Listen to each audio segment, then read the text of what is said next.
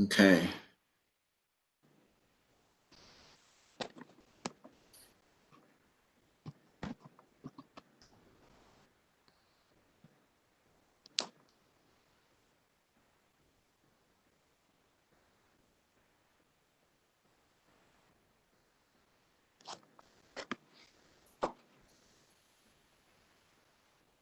Good morning.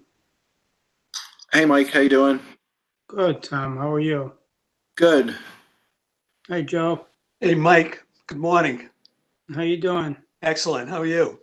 Good, thanks. Good to see you. Good to see you as well. Hey, Greg. Good morning, Mike. How are you? Good, thanks. How you Good doing? morning, Joe. Brendan, I'm doing well. Thank you. Morning. Morning, everybody. Hello. Hey, Alan. Morning. Alan, how are you? Good, Mike. Good. Good. How's everyone? Good. Another nice fall day. Nice to have the sun out at least. Yeah. Changed quickly. Yes, it has. Yeah. Going to be in the 70s throughout the week. I could use. I got a lot to do.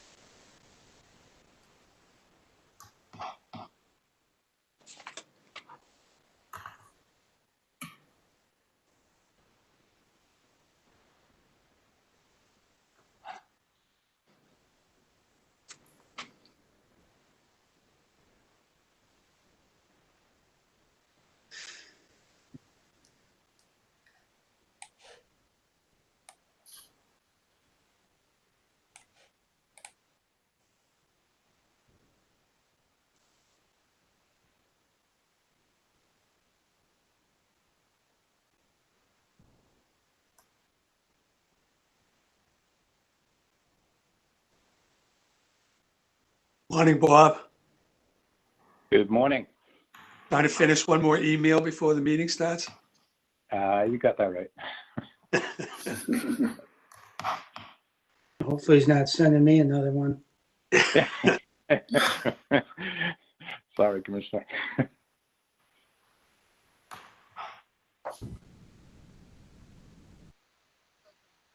I know. Hey.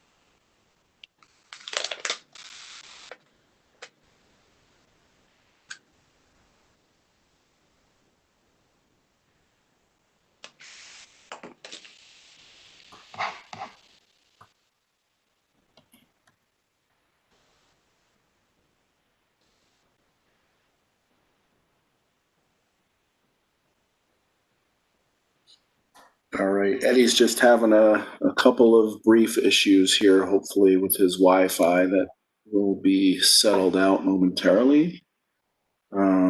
He's switching to another Wi-Fi, so hopefully he'll be out in a minute.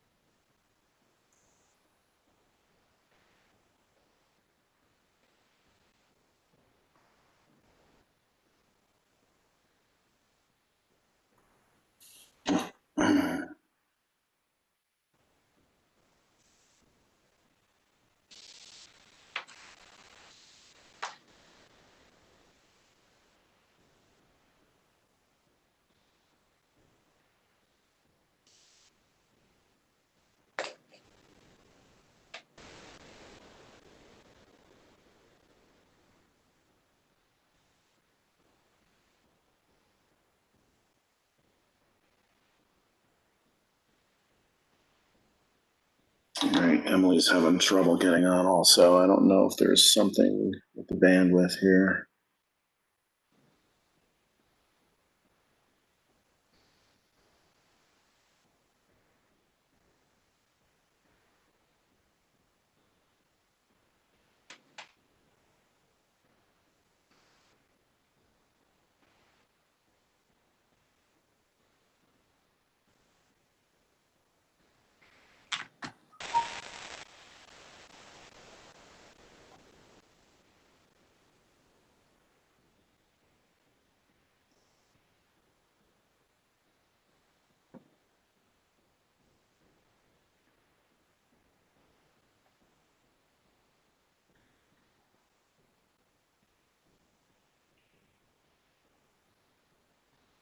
All right.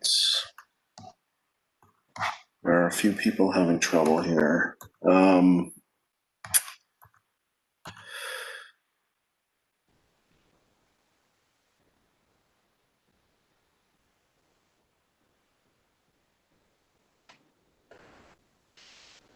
You waiting for Eddie? Yeah, Eddie's having trouble getting in, and so is Emily. I wonder if They just joined us. Yeah, I just logged out completely Okay. and tried again, and now I'm and in. try to get. All right, so now and then it didn't give you a problem the second time in. No. Mm-mm. Okay. Yeah, All tell right, him to great. do that. All right.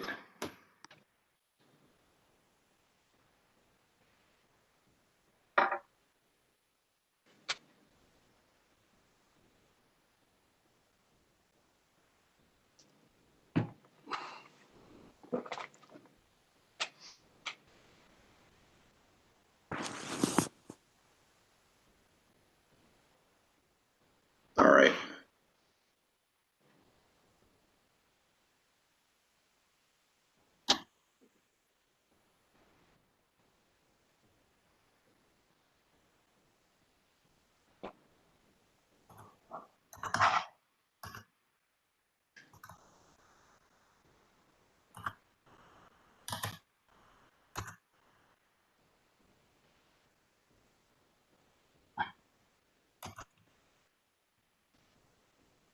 All right, he's trying that now.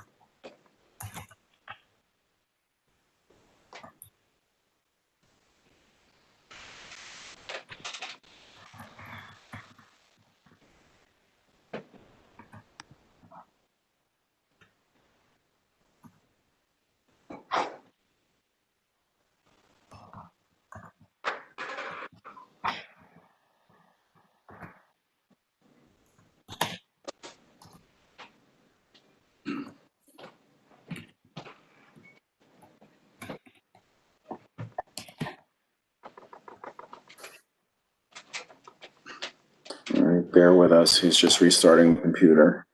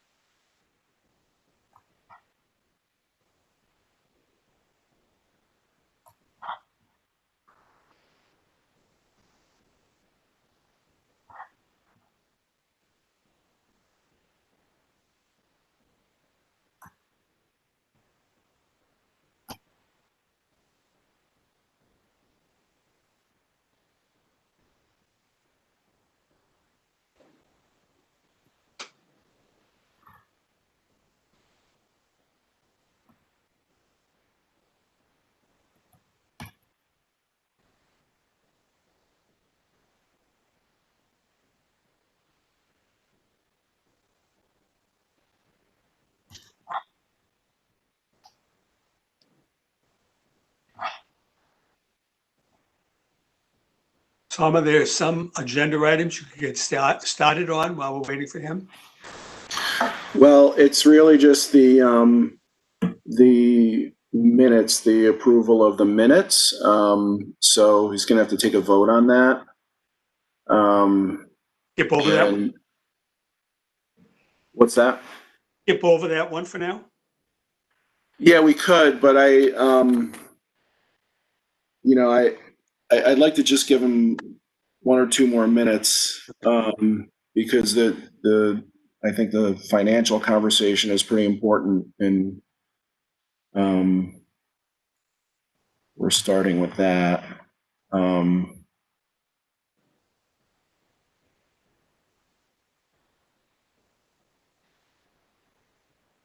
Let's just give him 2 more minutes.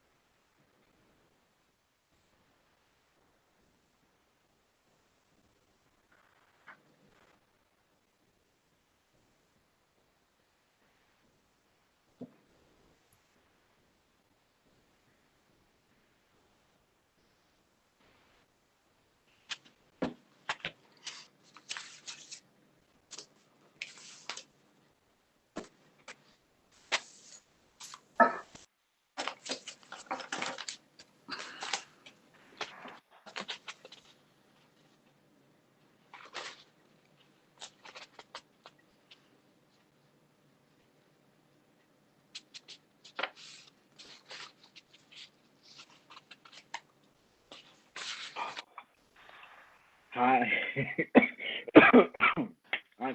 I am so sorry. Okay, you're in though. You're in. Yes, I switched to my laptop, so while my desktop does whatever, I don't know what it's doing. I give up. Okay. All right, no problem. We'll give you a second to sort of get settled, and we do have a quorum, so we are ready to go when you are. All right, so let's get started. Calling this meeting to order for our September JJAG meeting. Good to see everyone. I know I'm sure it's been a long summer and an interesting beginning of fall, as of what, 15 minutes ago, I think, when we officially started fall. So excited to see everyone. So I guess we should start with since we have quorums, start with a motion to regarding the previous meeting's minutes. This is Sheila Poole, happy to make a motion. Thank you, Sheila. This Can I is get a Michelle second? Diaz, second the motion. Oh, thank you, Michelle. Good to see you. All in favor in accepting the minutes from our June meeting? Aye. Aye. Aye. Any opposed? No? All right. Motion passes. Acceptance of our minutes. I'm still trying to pull up the agenda for our meeting today.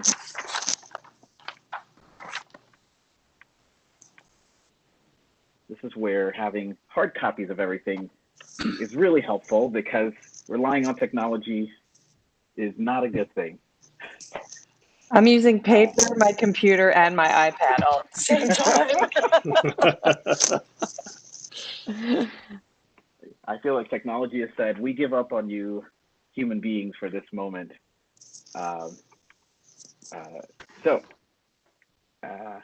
Sorry. Tom, what is our first item? I can't remember if it was our... Yeah, we have the federal funding status update. So I believe Jeff Bender will start on that, and then Okay, great. there may be Commissioner Green might chime in on that. Okay, great. And I believe, and I know everyone got from Tom on Friday and also yesterday, the materials, and included in there is the update that Jeff is going to provide us. So, Jeff, take it away. Thank you, Eddie. So we did include the standard charts that we usually go over in the packet, but after Tom had distributed the packets on Friday, there have been some new developments with the situation with the FY20 Title II funding. But the charts show that the charts that were distributed display what the plans are for the grant funds if we receive the FY20 award. But that award is in jeopardy for two reasons. One is compliance issues that were uncovered and discussed during some site visits from federal officials with the Department of Justice, and I'm going to let others speak to that. And then more recently, we learned just on Friday that the Department of Justice is in fact attaching the immigration conditions to the FY20 grants that have been so problematic and prevented us from receiving our FY18 and FY19 awards. So I'm going to allow the attorneys and the folks who are more involved with the compliance issues to speak to what we're wrestling with regard to the FY20 awards. Thanks, Jeff. So, yeah, not a lot to add other than, I know we've talked about this before, but the federal government, with regard to the JAG money in 18 and 19, attached immigration-related conditions which were not acceptable to the state. And for that reason, we could not sign. We did, with the Attorney General, initiate litigation. That litigation is still pending. But now the same conditions or similar conditions have been attached to the 20 money.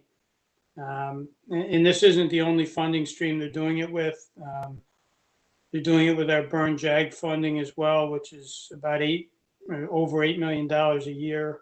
And they've done it in 17, 18, 19 with the burn JAG money.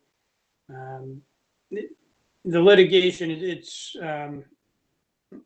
a kind of tangled web because we're not the only state this is happening to, obviously. So there's lawsuits happening all over the country. We've gotten, well, people in our position have gotten good decisions from almost every federal circuit court of appeals, with the exception of the Second Circuit here in New York. They're kind of the lone circuit that has ruled with the federal government. So it's a real mess, and ultimately could be headed to the Supreme Court, which makes the current issues even more relevant. There's really a couple ways I see this going as we look ahead. And one is that if there's a new administration, I would find it hard to believe that these conditions would continue to be attached to this funding. So that's one way this could resolve itself, in a way that is certainly advantageous for the state and for the JAG. If there's not, then I think a lot of it is going to ultimately hinge on the outcome of the litigation. And my guess is, given the split in the circuits and how many places this is being raised, it's going to wind up in the U.S. Supreme Court. And again, depending on what happens with the current issues at the Supreme Court in the attempt to fill the seat. If in fact that's successful, that might not be a very friendly venue for states that are seeking to challenge the administration. So, that's about all I can tell you right now. We can't, as a state in good conscience, sign and accept these conditions related to immigration. They're just, really unconscionable. And, one of the arguments that the states have made is that they're not directly connected to these funding streams. They weren't part of the appropriation. They weren't part of the discussion in Congress when Congress appropriated these funds, and then to go and attach conditions to it. So, really that's everything I've got, unfortunately, for an update right now. And, obviously, as folks know, we'll push as hard as we can, but the litigation route, takes a lot of time, particularly if something's going to make its way to the Supreme Court. So, if that's the route that this ends up taking, there's no light at the end of the tunnel anytime soon. The only thing I see happening that could resolve this in our favor in the near term is a change in administration. So I don't know if anyone has any questions on that. I do. So what's the total that is in play here? For the JAG, Jeff, correct me if I'm wrong, but I think it's about $2 million a year. Yeah, it's about 2.1 million is the award. Yes. And then for the burn JAG money, we're talking between $8 and $9 million a year. We prevailed at one point on part of the lawsuit relating to the 17 money, and in a kind of a gap between the time we prevailed and the time that the court went back on itself, we were able to spend the 17 money. So the 17 burn JAG money is not impacted anymore, but 18 and 19 are, and we have every reason to believe 20 will be as well. So on that front, you're talking probably between $25 and $26 million total on the burn JAG. And then, this is the third year of the JJAG money, so you're talking, roughly $6 million there. And if you look at the things across the state that are supported by those funds on both sides, it's really devastating and, just incredibly short-sighted if you see all the different things. We support, structure and help for street outreach programs with that. We support, training and structure around law enforcement programs to do evidence-based work to reduce shootings and homicides. I could go on and on with the different things, and so to somehow say that these immigration conditions are so critical to all of that work that we're going to cancel it out is just ridiculous. And I don't know if folks saw this morning and yesterday, but the latest is that the Justice Department picked out 3 cities, New York City being one of them, Portland and Seattle being the other 2, and basically threatened federal funding. I haven't seen any specifics about the funding they're threatening, but threatened federal funding to those cities if they didn't change their law enforcement policies. And there was a kind of a half-baked claim associated with it that, crime and violence were out of control. When you look at the data, does not support that narrative when you look over the big picture. Last year in New York was the best year we've had statistically when you look at shootings, when you look at homicides, when you look at index crime, violent crime. We had all-time lows in all of those.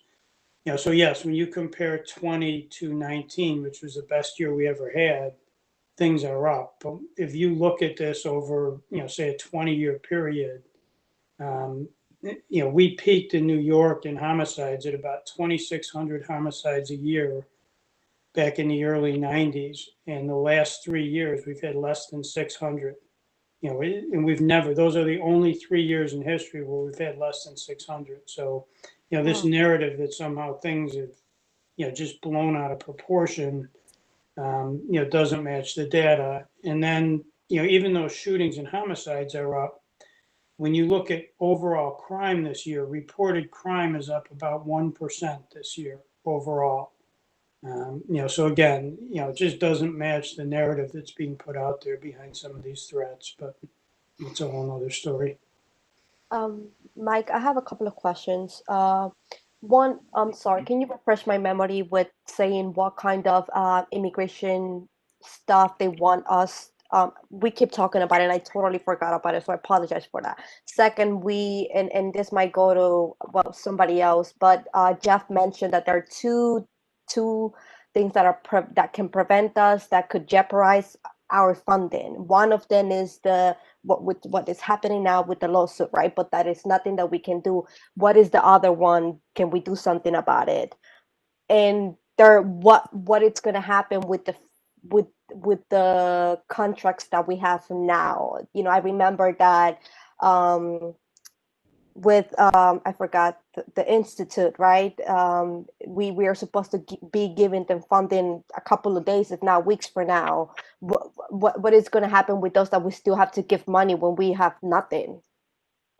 So I think if I heard right, three questions. The first one, and I haven't gone back and read them in some time, but my recollection is that the immigration-related issues is at least two major ones, and one has to do with the states not having any, either states themselves or any of the subgrantees, which would be any of the local governments that we work with, not having any conditions that prohibit or impede the flow of information about undocumented folks to the federal government. So, for example, to ICE. So, for example, in New York, different local governments and the state in different situations say, no, we're not sharing certain information with ICE.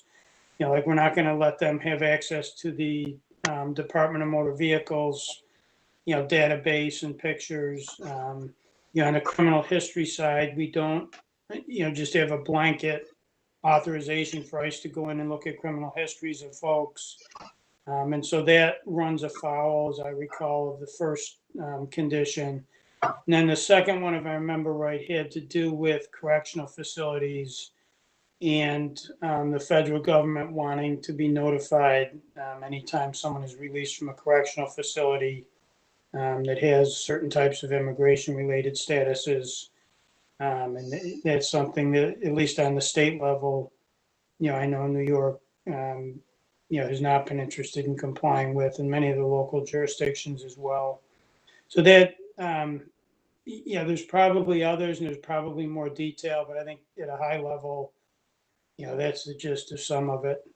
As to the second question around what's the second issue, I think Mark or Greg are going to speak to that since they've been working on that longer than I have. But what I can tell you is, that that's something that's been going on since 2016, and it relates to a specific precinct in New York City, and the feds have concern over this one precinct and the way the juvenile questioning room is set up. And we'd been working with them, and we thought everything was going great. The representative from DOJ who works on JJAG actually came to one of our meetings a couple of years ago, after this had been raised and after we'd addressed it, said nothing about it, talked about what a wonderful job we were doing.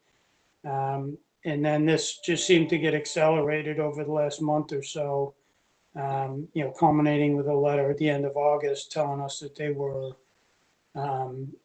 basically cutting or freezing the funding based on that issue. So, at least to me, it's got the appearance that it's tied to other things and not related to this, because we've been working with them in good faith and, had no indication from them that, they weren't satisfied with the progress on that. But again, Greg and Mark have been working on that a lot more, and they give you detail.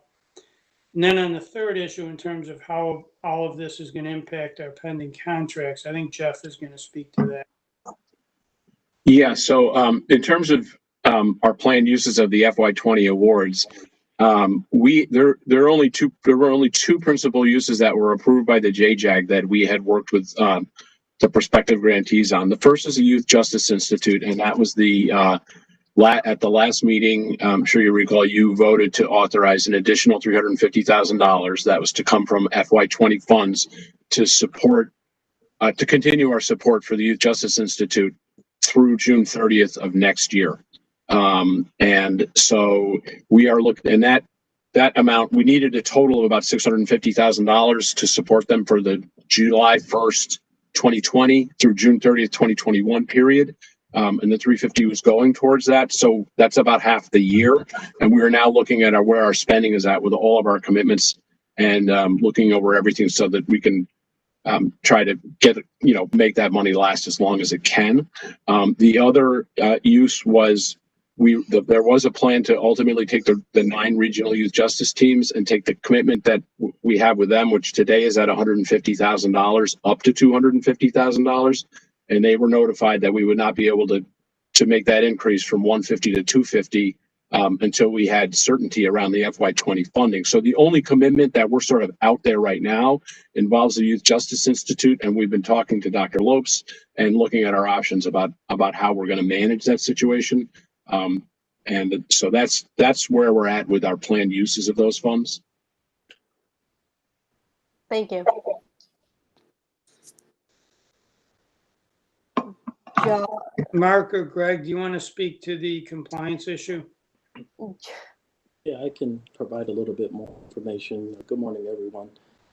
So the compliance issue surrounds, as the commissioner said, juvenile questioning rooms, and OJJDP has landed on, they believe the juvenile questioning room should be considered as a part of an adult jail or lockup. So the audit actually occurred in August of 2016. About a year after the audit, we had a conference call with OJJDP. It was DCJS staff and SCOC staff, where we had a conversation around this particular issue at the 44th precinct. We explained our reasoning and our understanding of the JJDPA and felt that we were in compliance with that. We didn't hear anything else from them. Then about 2 years from the actual audit, we received a letter in 2018 with 7 findings from the audit that was done in 2016. Of those 7 findings, 6 of the 7 we responded to, and OJJDP agreed that we were in compliance. Then, as the commissioner said, toward the end of August, we get this letter that basically says they looked at it further and still believe that we're not in compliance with this issue surrounding the 44th precinct and juvenile questioning.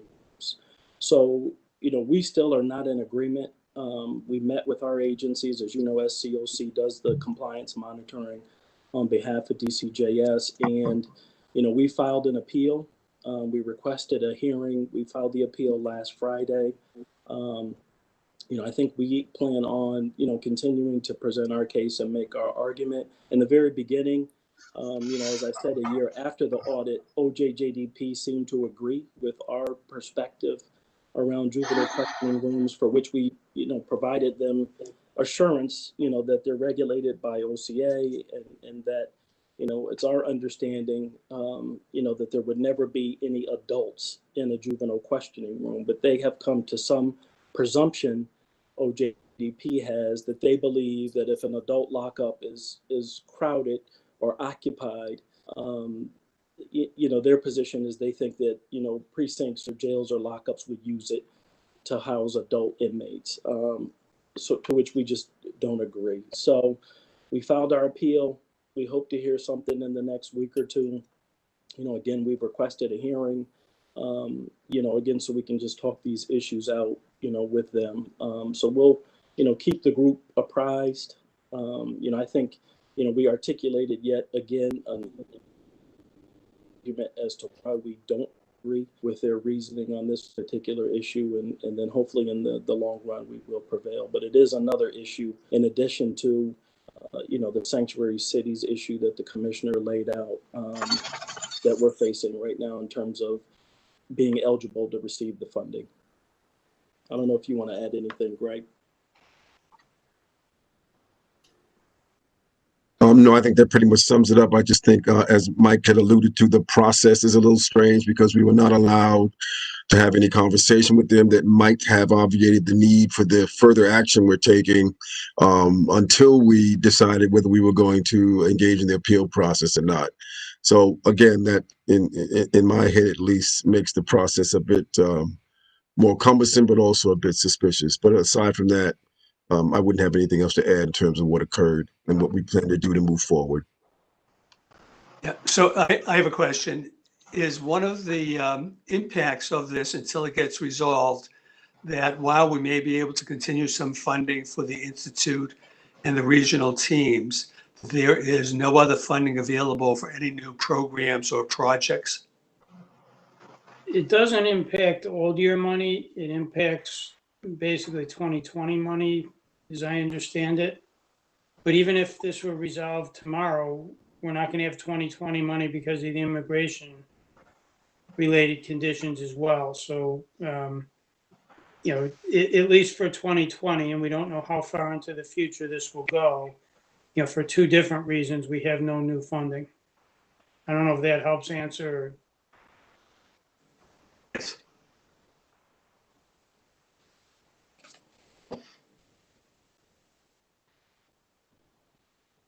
Other questions regarding our funding status?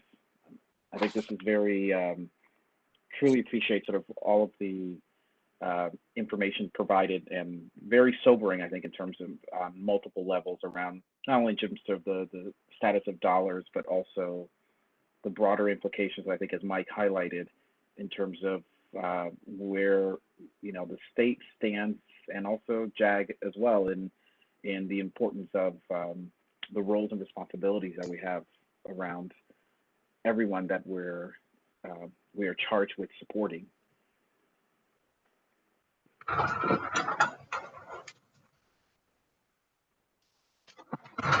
right, so no other questions or comments. We're going to go to the next agenda item, which is raise the age update.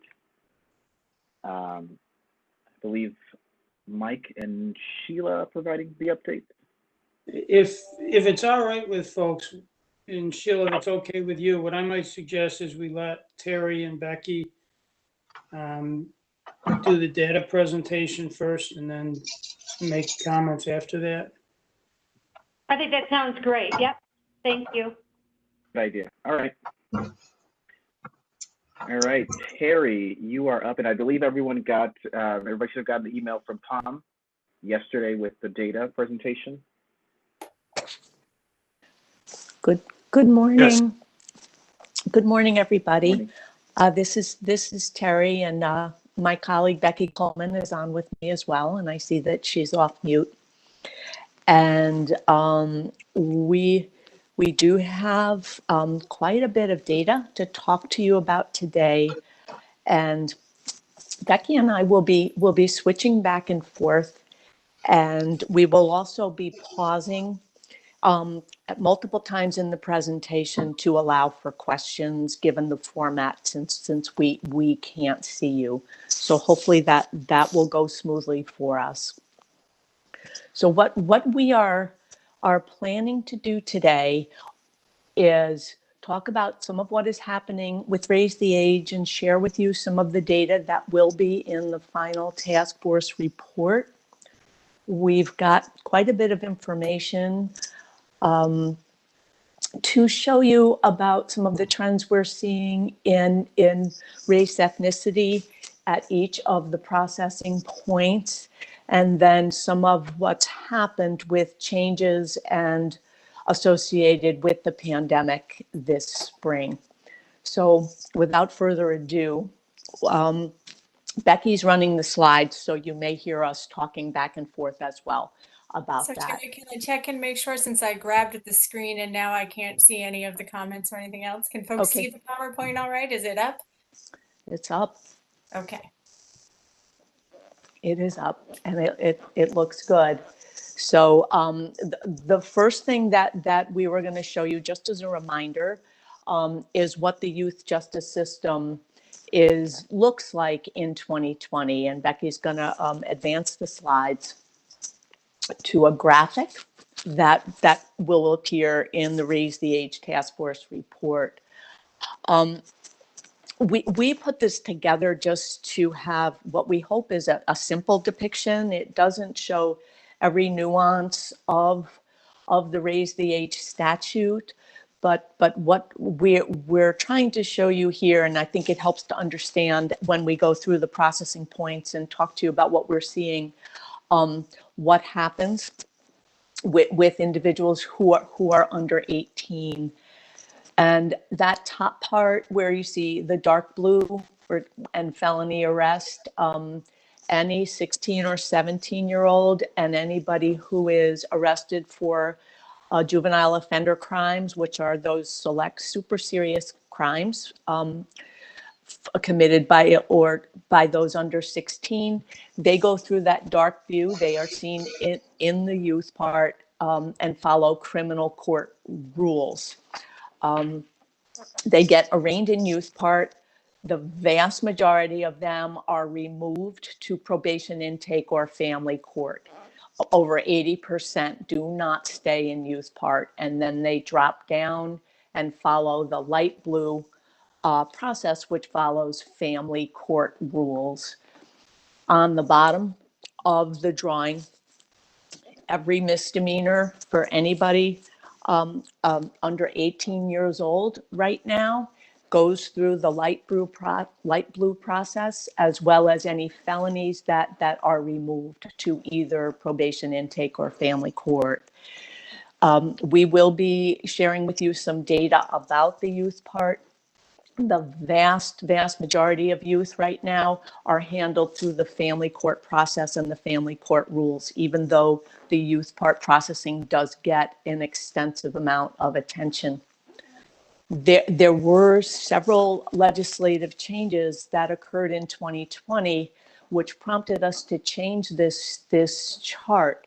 If you look at the square in the top right-hand corner where it says OCFS secure placement for periods over 1+ years, and Becky's pointing to it now, before this year, individuals could be sentenced to a DOCS facility for adolescent offenders, and if they were over 18 at the time of sentencing, they could go to a regular DOCS facility. That was changed, and now individuals who are sentenced through the youth part for a felony are going into OCFS secure placement. And there's people here who can say more about that later in the meeting if you're interested in hearing about those details. Within our Raise the Age report that will be coming out this fall, we do have information on placements to DOCS. So that did occur. That is no longer happening in the future. So moving on to the next slide, we are going to run pretty quickly through what some of the 10-year big picture trends are before we get into the substance of what's happening now.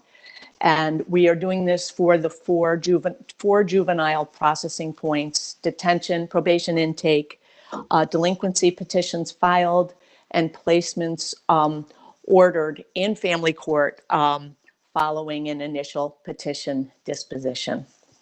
So moving to this first slide, and Becky will be giving you a lot of information about detention in a few minutes. I'm just going to cover this very quickly.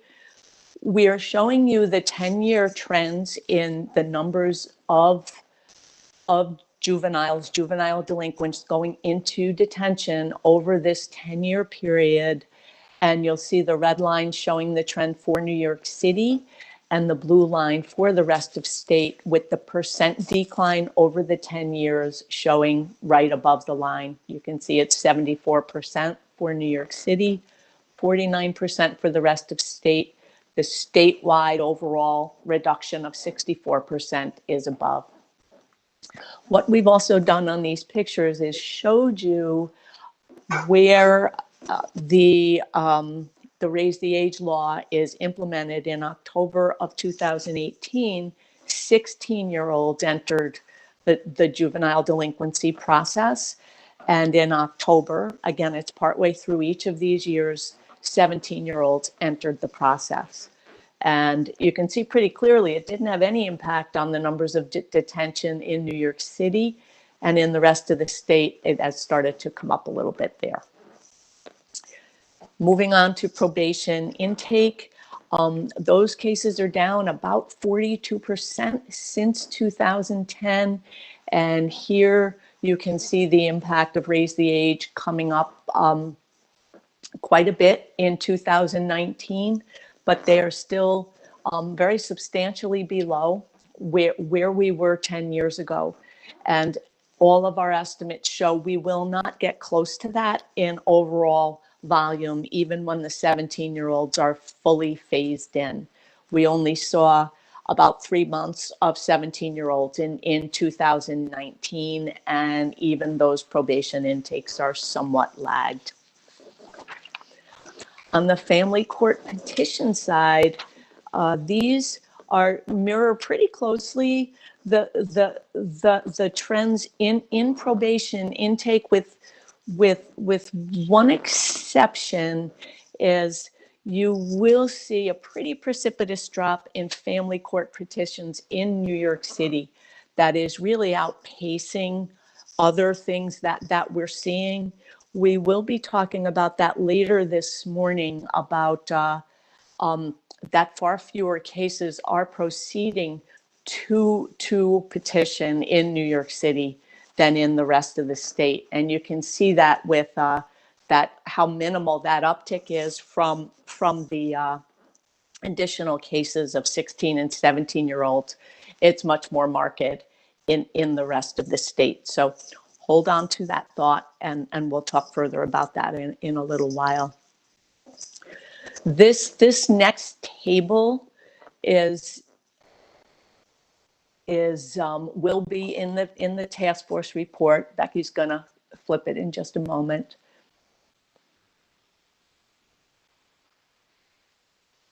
Becky? Terry, you should be seeing court placements now. Are you not? Oh, I'm sorry. I am seeing court placements now. I made a mistake there. Yes. Okay. Sorry about that. That's why I said we would talk to each other. The court placements. This slide shows the family court decisions made at initial petitions, and those trends mirror what we just saw in the number of petitions. You can see in the rest of the state that the numbers ordered to placement, and there is more information in downstream in this presentation, has gone up quite a bit, but the raise in New York City is very minor. There's very, very few placements in New York City, which Becky will be talking about in a little while. Here's the table. I was one ahead of myself, is coming up next. This table is in the task force report.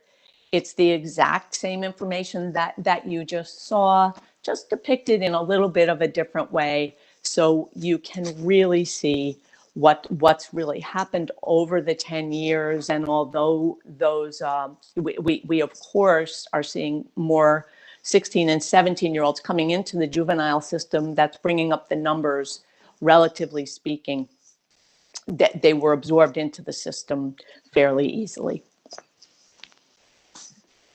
I'm going to move on to just give you a sense of what's happening with serious arrest activity. This is all felony arrest. It's those select juvenile offenders and 16-year-old felony.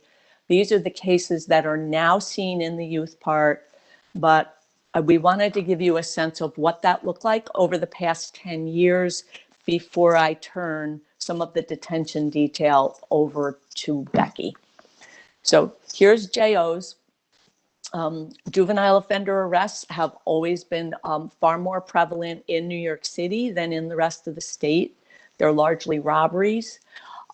You can see they've come down about 52% in New York City, and really almost the same level of decrease in the rest of the state. And we have seen some ups and downs there, but nothing really marked.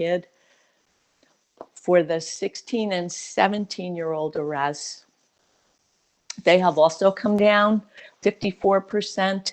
Flattened out in New York City in 2019, but the rest of the state declines since 2017 have really accelerated quite a bit. And so we are, that's what they looked like last year.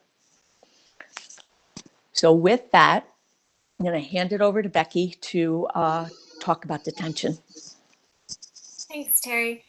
So we're going to switch gears a little bit here. Instead of looking at the long-term trends, we're going to really drill down into a 3-year period so that we can see what was happening in terms of delinquency processing between 2017, before Raise the Age started, and 2019, which, as Terry mentioned, in that very last quarter of 2019, we had full Raise the Age implementation going on with 16 and 17-year-olds coming into the system.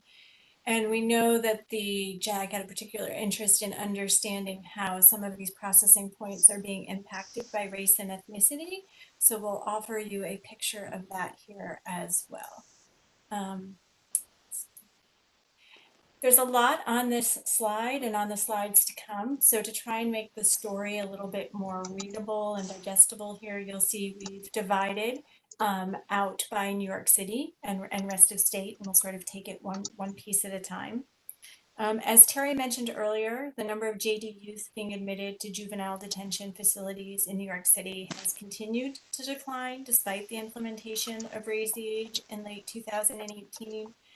In 2017, when delinquency status was still limited to those who were under 15 or younger at the time of their alleged offense, we see there were about 1,800 detention admissions that occurred during that year citywide, and that continued to drop with the Raise the Age implementation in 2018 and 19.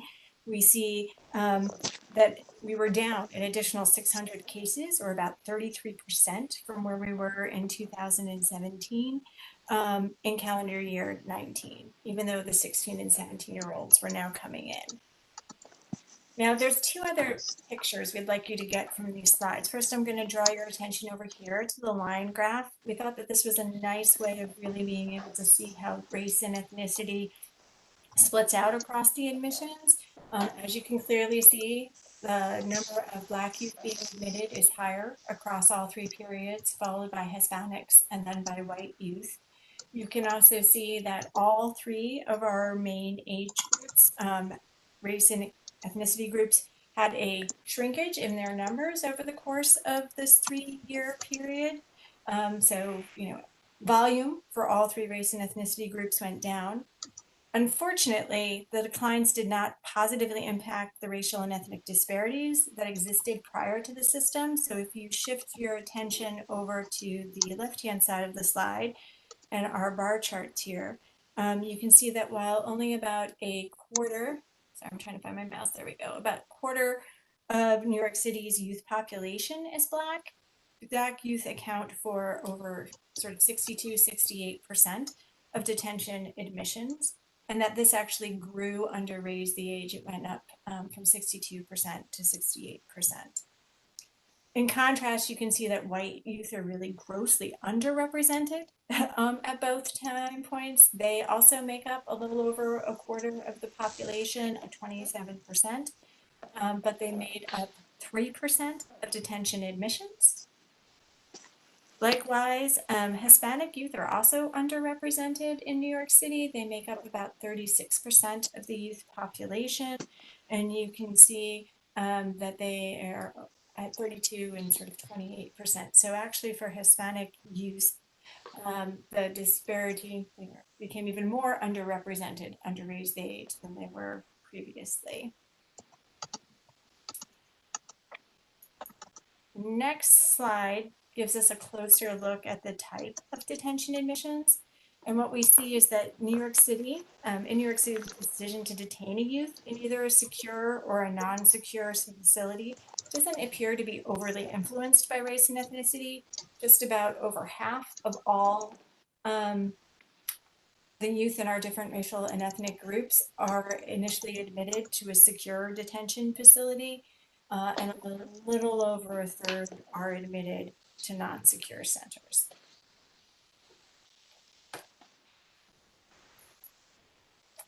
This provides that same view, but now we're switching to the rest of state where the story is slightly different. As Terry showed you on that initial trend graph, we see that, like New York City, admissions into detention continued to decline between 2017 and 2018, when Raise the Age was just starting with 16-year-olds. But then we see in 2019 that pattern reverses, and we have a slight increase in the detention admissions to where at the end of the year we're just a smidge higher than we were in 2017. But that the numbers look like they'll start to be trending upward in rest of state. Again, all the groups increased across our racial and ethnic groups. They all saw an increase between 2018 and 2019, but only for the Hispanic youth did we see that their number in 2019 was now higher than it had been in 2017. You see that 16% increase for this group, while for our Blacks and whites, the numbers were declining. If you switch your attention back over to the left-hand side of the slide, you'll see that once again, the Black youth are making up the largest proportion of youth admitted to detention. And here, again, population differences in rest of state, only 11% of the youth population in rest of state is Black, but over 50% of the detention admissions in both 2017 and 2019 involved Black youth. White youth made up the second largest group that were admitted to detention, but they're still grossly underrepresented relative to their presence in the population. So rest of state, we see 67% of the population is white, and only about a quarter of those youth being admitted to detention are white. When we look at Hispanic youth, we see again the story is slightly different. While Hispanic youth are slightly underrepresented in New York City in our detention centers, they are slightly overrepresented in rest of state, and that this disparity increased from 2017 to 2019, going from 17% to 20%, while the overall population rate is 16%. This slide gives you that same picture again now, looking at those admissions by the level of security to which they are being admitted. And unlike New York City, we also see that here in rest of state, race and ethnicity does appear to be playing a role in some of those admission decisions. White youth are more likely to be admitted to the non-secure centers. You can see overall it's 30% of admissions, but for white youth, 43% of their admissions are to non-secure centers. Conversely, you see the reverse pattern for our Black youth, where they were slightly overrepresented in the secure and the mixed combined, and lower with the non-secure.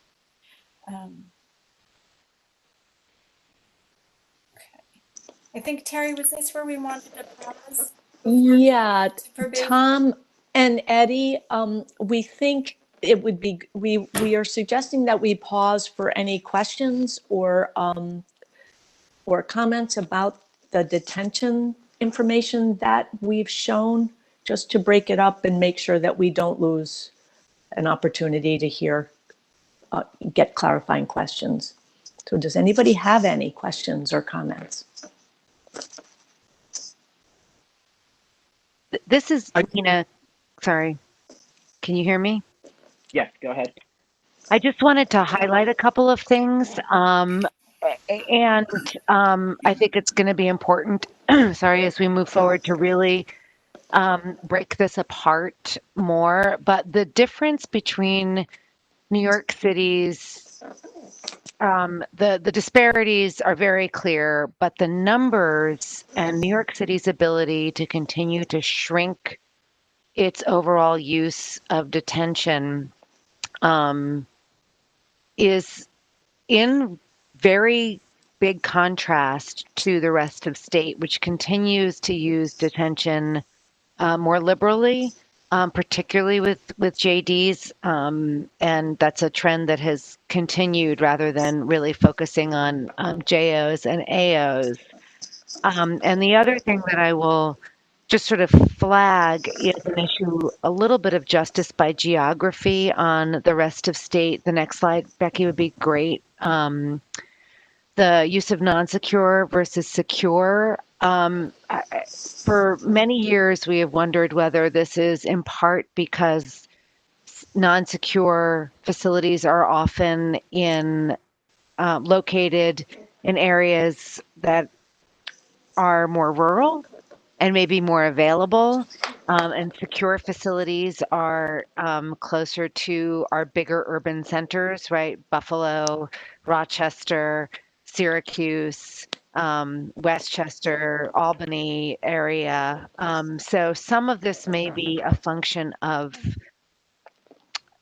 comfort and ease of getting a bed, and some of it may also be that people forget that the non-secure facilities really should be the first go-to for JDs unless there is a very cogent, clear reason why a level of security is necessary. So I think this gives us a lot to sort of dig into as we look at the data at a either regional or local level. I just wanted to contextualize some of that for folks. Terry and Becky, I have a question.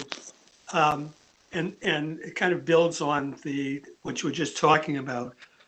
Clearly, and not surprisingly, there's an incredible amount of racial disparity in the numbers that you're showing. And is there any ability on your part to do any further analysis to understand whether there are other factors, the way that you just did, other than just racial discrimination going on? Can you take a look at number of priors? Is there any other variables that explain why that disparity is so great?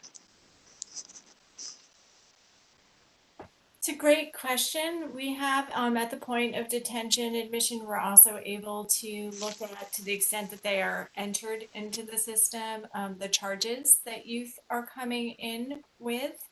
And we do obviously see some differences by charge. You'll see more felonies with the youth who are being in the secure detention. We also have had historically a fair number of VOPs and warrants. I don't want to speak exactly to that without it in front of me, but I think we still see those biases sort of continued across the groups, and I'd be happy to share with this group. We have and regularly post information on the OCFS website by quarter with our admissions, with the race ethnicity information, with that also broken out by charges that youth are coming in on. Becky, if I could jump in, we also have the DRE score, the Detention Risk Assessment Instrument score, where it is used and where it is input.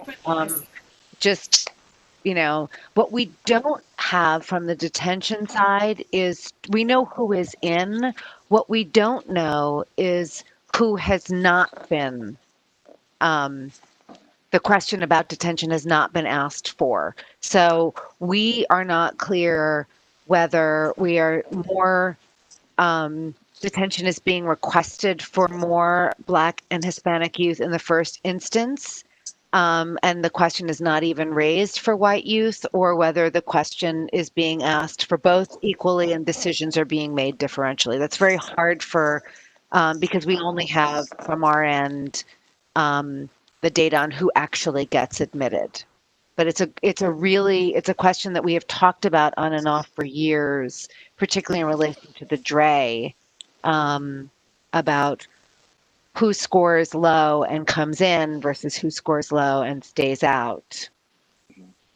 Right, and we certainly see some of the differential treatment here in rest of state, or so it appears, right, by the level of security choice that is initially being made for that youth when they are admitted.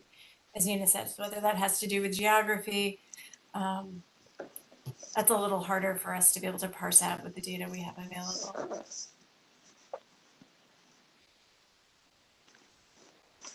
Any I other? have a Go ahead. Well, I don't know if it's a question, but more of a comment. I think I really appreciate Terry, your shop's continuous attention to disaggregating race ethnicity data, and I know this has been a long endeavor for many years to really pay attention to this. Really appreciate this work. And I'm curious, the unit of analysis that you all are kind of pointing to here regarding pre and post raise the age, for me, it makes me wonder about raise the age. What needs to be crosswalked with raise the age, right? In terms of understanding the nature to which there is we can see the precipitous drop 17 to 19, but the nature of the distribution of the disparity stays. Well, at least in New York City, there's drop. Rest of state has this interesting sort of V shape that it's demonstrating in the graph. But the fact that there is a sustainment of the disparity, raises the question as to, the nature of what lives within or has been existing in the work around raise the age. What else does need to be crosswalked to understand? Are there other symptomatic issues that are playing a role in this patterns and disparity? So it's not a question to kind of for you all to answer, but I think it raises, questions that are related more to raise the age, particularly given that this is the point of analysis that's being shown in slides 14, 15, 16, and 17. So, I think some of what we have discussed, right, is that Raise the Age has been very successful in, as Terry will show in a moment, affording the opportunity for more youth to be processed through family court, to have diversion opportunities, to be housed if a decision is made in more youth appropriate settings. We had a disparate system prior to Raise the Age, and we have a disparate system after Raise the Age, right? So we have seen decreases in numbers over the years, I think, which is wonderful. So we have fewer children who are being impacted. We have more opportunities for youth appropriate services. But I think part of the story we're seeing is we have not really addressed or changed much on the racial disparity side as we've made other reforms within the system. Hi, this is Euphemia. Can you hear me? Yes. Yep. Okay. Good morning, everyone. Good morning. So I have a question. And my question is there any way to track how many of the youth are encouraged to take a plea deal when they go to court? Because that could taint the information that is provided with the number of arrests or previous situations that a young person may have encountered. So what my observation has been is that when a lot of young people, Black young people, go to family court, their lawyer advises them to take a plea because they stand a better chance of getting a plea than having, their case heard otherwise. And so what I'm finding is that this is putting a lot of our young people at risk, even when they may have not committed an act, because they're told that that's the easy way out and, that's the surer way. And how that impacts the number of encounters a young person may have had with the judicial system. So I would be curious to know how many, from each category, how many were encouraged to take a plea deal, how many Black children, how many white children, how many Hispanic children, how many other children, because I think this is how we can start drilling down on how the racism is showing up in our family court and youth justice system. And I'm saying that from experience. Thank you. Thank you for sharing that. That raises, again, sort of, what are all those sort of confounding issues that are happening along the trajectory? Okay. And Are we ready to move on to probation? Any last comments or questions about detention before we move on to probation? I'm sorry. Is it possible to do? I don't recall hearing an answer.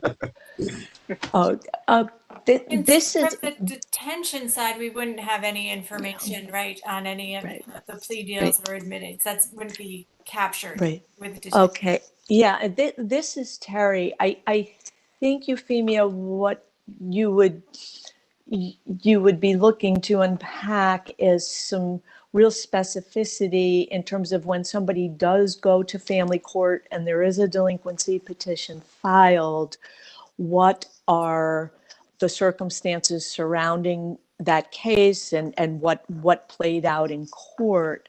The information that my office has access to analyze is not constructed in a way that we can do that from the information we have available. But I can't speak to whether it's possible at all within the court data that is retained, but we can look into that. I would appreciate that because I think that that plays a major role, especially when, situations come up and a young person is noted to having more than one encounter, when in actuality, that may not have really been the situation, but they were encouraged to do something.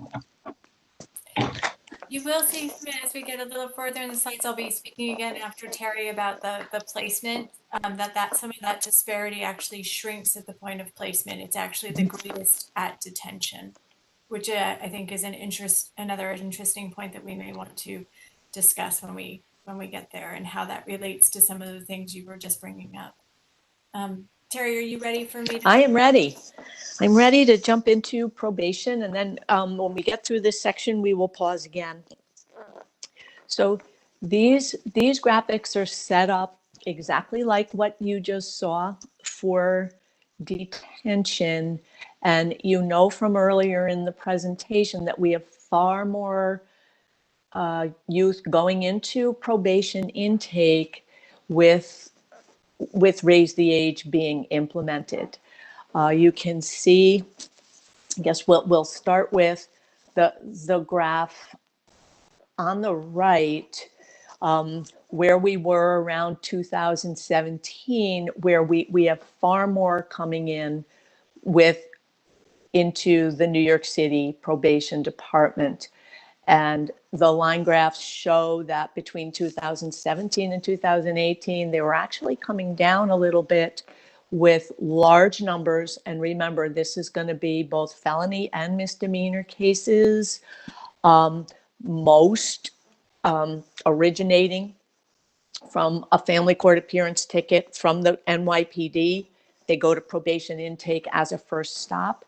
And then you're going to have some number that were Raise the Age felonies that were removed to probation intake for review. So there's both groups in here.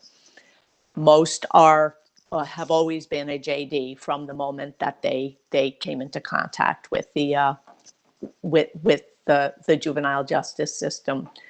So here we can see between 2017, which is our baseline year, and 2019, how much these racial and ethnic groups go up. So the Black youth, the probation intakes are up about 55%, Hispanic 42%. White is an 80% increase, but it's very important to keep in mind what a very tiny proportion of the overall picture that is in terms of the number of youth that represents. When we look over to the graph on the left, all of the population figures are identical as we go through the processing points. So seeing that the Black youth are 24%, about a quarter of the population, and Hispanic 36%, that's identical to what Becky showed you for New York City. And here we see that proportionality of Black youth making up 60% of the probation intakes hasn't really changed a lot. It's up by 1 percentage point. The Hispanic came down a little bit as being underrepresented, with the white youth going up by 1 percentage point. That's just coming in and getting that look at by the probation department. On the next slide, we are going to show you what the probation adjustment outcomes are for New York City. The previous slide was showing people coming in. It's what we call an intake cohort. This is those that went to probation and there was a decision made. So in that first column, you can see that this is closed intakes and they're by racial category. And again, you can see the very small number of white juveniles in this cohort overall. It's almost all Black and Hispanic. So there's two pieces of information that we're showing you on this table. That first block, which says received adjustment services, means that there was an effort to do an adjustment or diversion by the probation department. And those efforts usually succeed, but not always. And if they don't succeed, the individuals are referred to the family court process and they are reviewed by either the presentment agency outside of New York City or New York City Law Department or Corporation Counsel within New York City. So Corp Counsel will get anybody who we're not trying, youth that were deemed ineligible or unsuitable for adjustment, as well as those where the adjustment was not successful. So within New York City, 29% of juvenile delinquents in 2019 received adjustment services. And this is a subset, 24% were successfully adjusted. So that difference, that 5% that did not get successfully adjusted, they were referred on to the family court process. And one of the things that we look at to see the extent to which there's disparity is who received services and who was successfully adjusted by race. And here, again, noting the very small number of white juveniles, they received adjustments. 43% of those received adjustment services. It was 25% of the Black and 33% of the Hispanic. When we look at, is there a difference in terms of how many of those are successful? We lose about 5 or 6% within each of those groups. So that doesn't look that different to us. Moving on to the rest of the state. Here, again, the population is the same. And looking at how much has the probation intake numbers gone up, we see here, for white youth, about 15% increase in the numbers getting into probation intake, about 37% for Black youth, and 35% for Hispanic youth. So that is pretty different.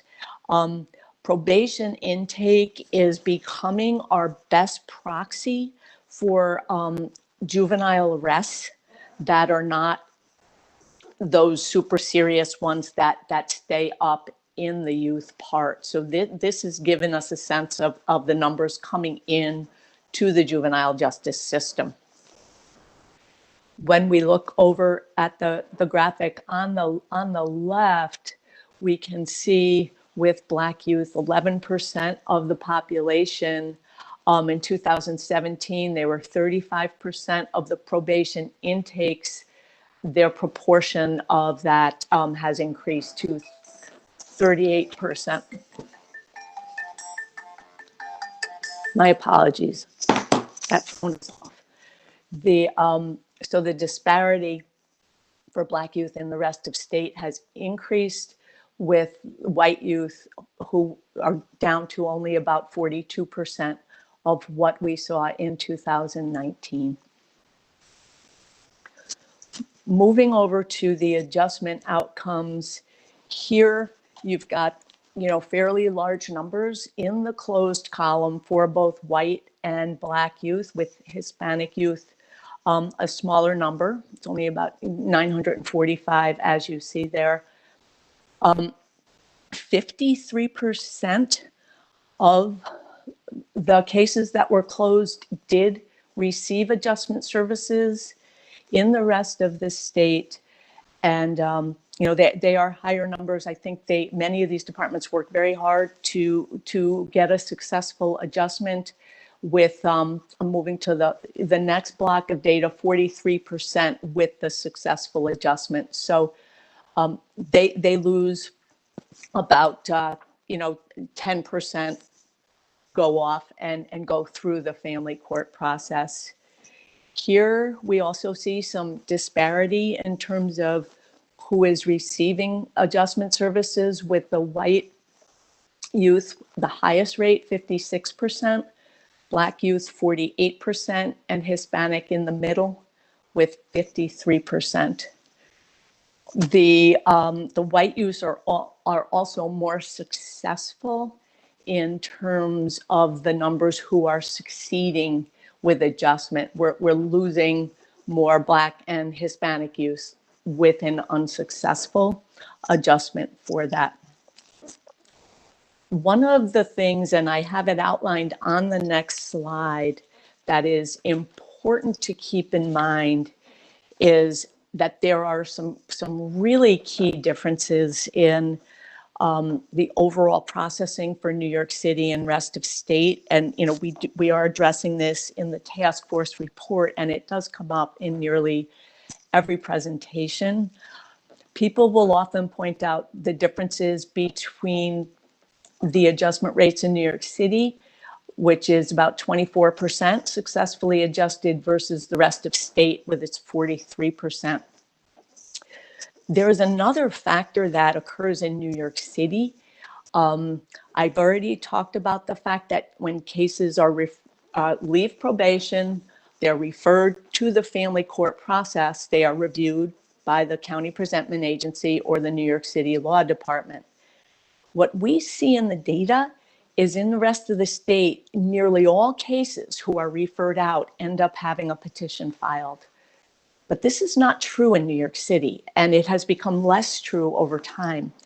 As best we can tell, it looks like only about a third of the cases that are referred, that leave probation and are referred to court counsel, end up having a petition filed.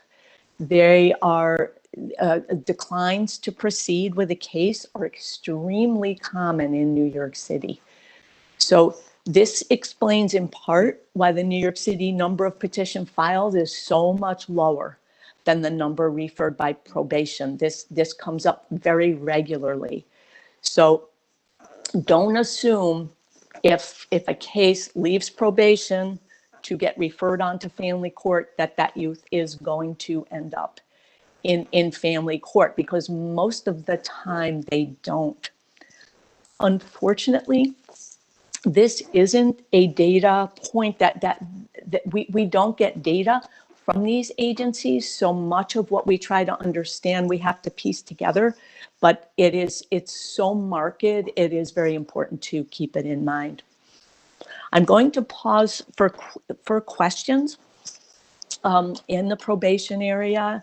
And I know Bob is on, and he may have something to say as well. But I am going to anticipate one question that will probably be asked is, have we looked at things by charge seriousness in terms of by race, in terms of who's receiving adjustment services? And the answer is yes. When we look at charge type, or we look at felony versus misdemeanor, the disparities remain. That has not explained why these disparities exist. The things we can't get at is, at least now, although we're working towards it, is some of the suitability for adjustment factors that could also be in play. So I'm going to stop for questions or comments.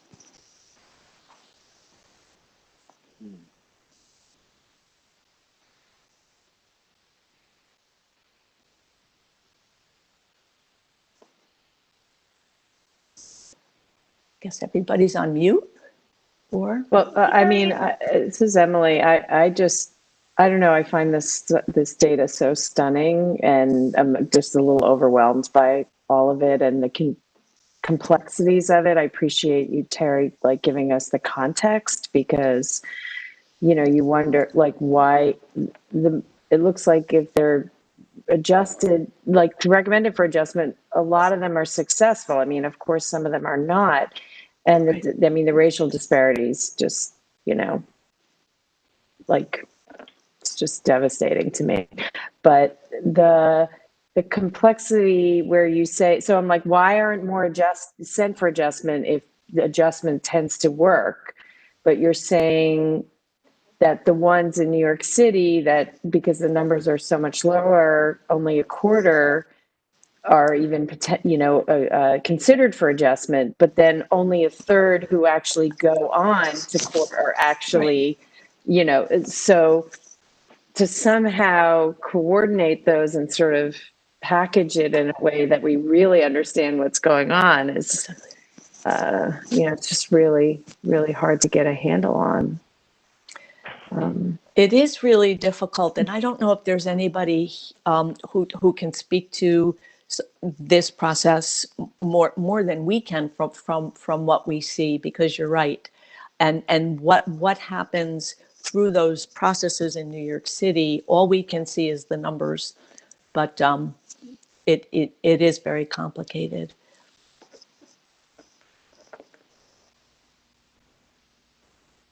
Anybody else?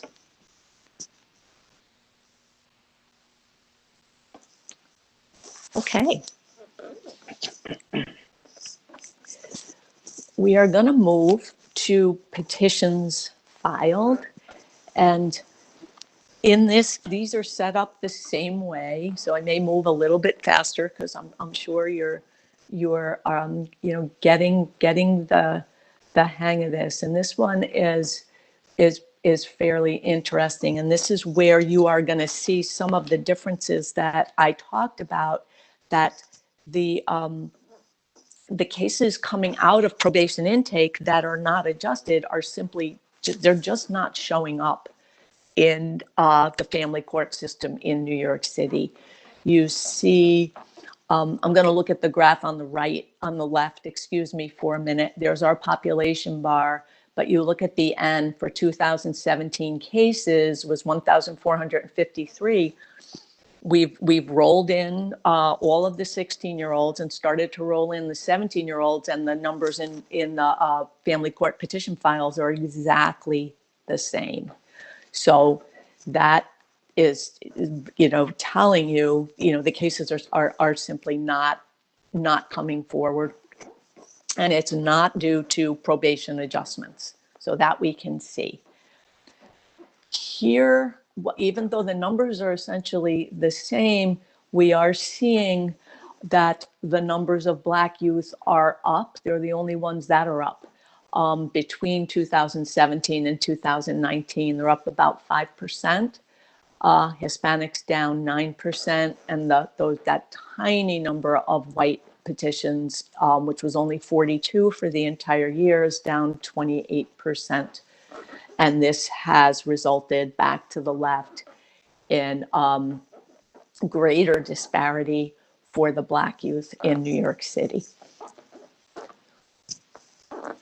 Moving to look at some of the outcomes, you can, this table, you know, this is a little dense, and the presentation is probably getting long, but I can tell you quickly that we looked at who had a case disposed or a full outcome within calendar year 2019.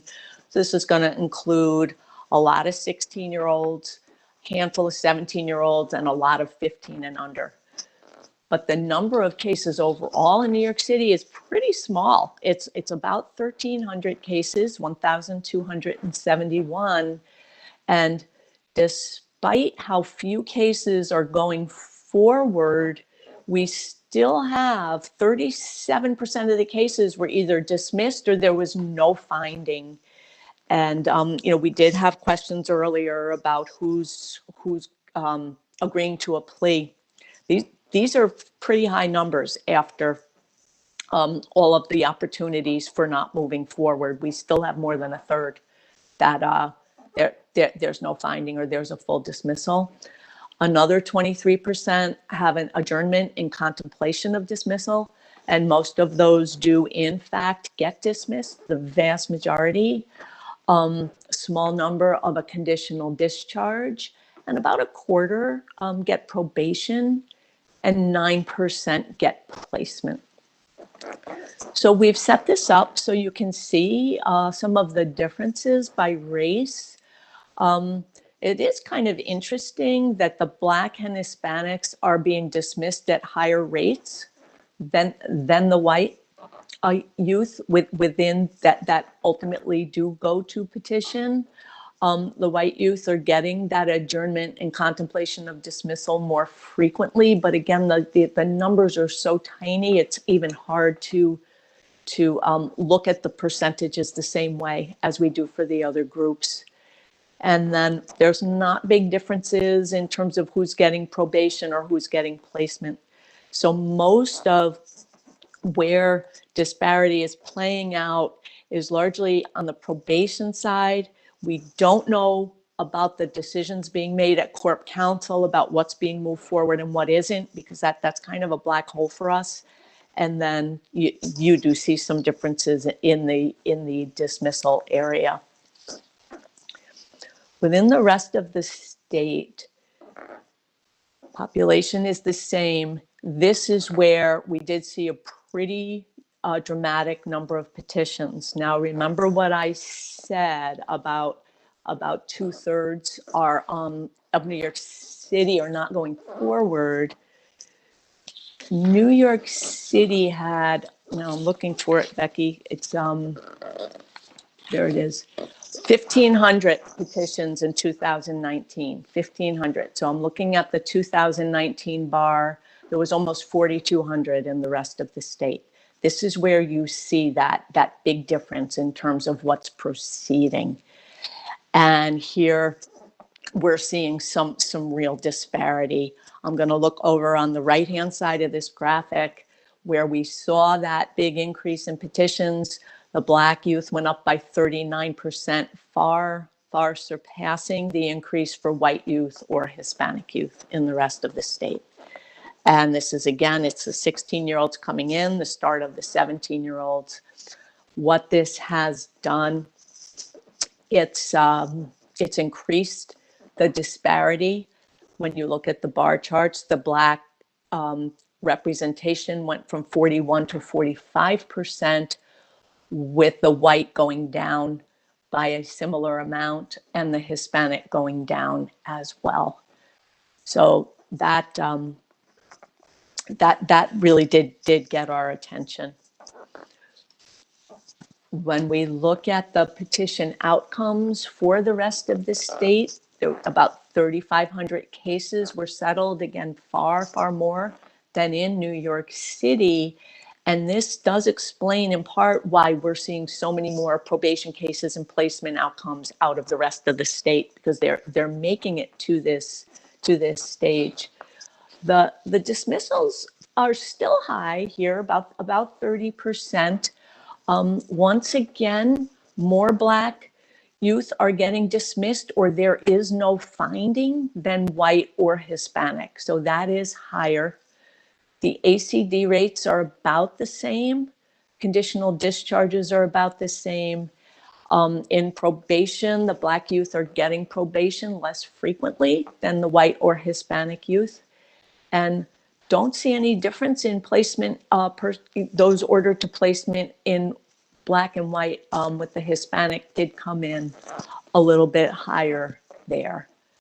So I am going to stop there and see if there's any questions. And I know this is a lot and it's complicated, so please ask if there's something that wasn't clear.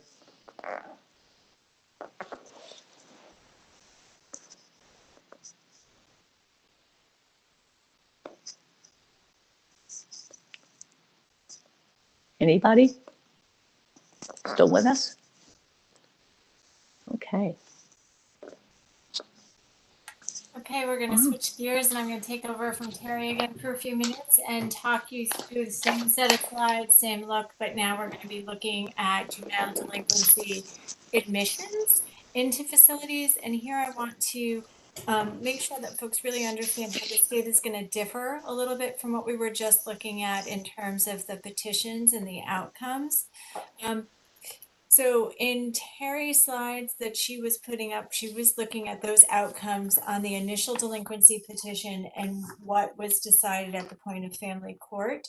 Here I'm shifting to the OCFS view where we're looking at the number of children who are actually being admitted into either our community residential programs, largely run by voluntary agencies. Usually that's a foster care placement. Could also be a placement to OCFS custody, but to be served in a foster care agency, and then youth who are entering our OCFS operated facilities. So these numbers include both the LDSS custody kids, local district, that's the foster care, the OCFS custody, and unlike the earlier processing points that we've been walking through, which were really focusing on following a child primarily from that point of initial arrest through the processing of a case, our admission numbers also include youth who may be moving at other points in the process. So we're looking at placements that were made at initial disposition, as well as placements that may have resulted, say, from someone violating probation and having their initial disposition changed to placement status, or if a child may have initially been placed, say, in a foster care situation, and then that custody gets switched to the state. So you'll see my numbers that I'm going to be putting up are a little bit bigger, and some of the trends are slightly different. I will say with placements, one of the things we have seen with admissions over the course of Raise the Age is this is where there's been perhaps the biggest lag in processing, especially since a number of our admissions are often off of historically some of that secondary action on a petition. So I'm interested to see these patterns may not hold as we move a little bit more through and there's more processing time happening for cases and chances for some of those other adjustments to initial dispositions to be made. But this is what we're seeing currently. So again, we're starting with New York City, and you'll see that similar to the trends that we observed in detention, overall admissions in the city to residential care continue to decline even with the implementation of Raise the Age. So 190 admissions in 2017, Raise the Age starts in 2018. We got everybody starting to come in 2019, although really only 1/4 of full Raise the Age implementation for 2019, so probably not a lot of admissions being seen yet, right, for any of the 17-year-olds. But we see that that number is still lower at 105. Once again, the admissions declined between 17 and 19 for all our racial and ethnic groups, but they did show a slight increase for our Black youth from 2018 to 2019, which is different than for the other groups. As we see at the other system points, Blacks are making up the largest proportion of youth admitted, and they're represented at almost over double their presence in the general population. The disparities here increased again slightly over the course of the 3 years, rising from 55% to 59%. In both 2017 and 2019, Hispanic youth were still mildly underrepresented. And once again, New York City, we see very, very few white youth coming in to residential care. So grossly underrepresented there. The next slide, there's not as much of a story to tell here with the passage of close to home and that implementation back in 2012, 2013. There's really only one residential option in New York City, though if a youth is being sent to placement on a delinquency petition, then those programs are run by New York City's close to home program. So they're pretty much all the community residential.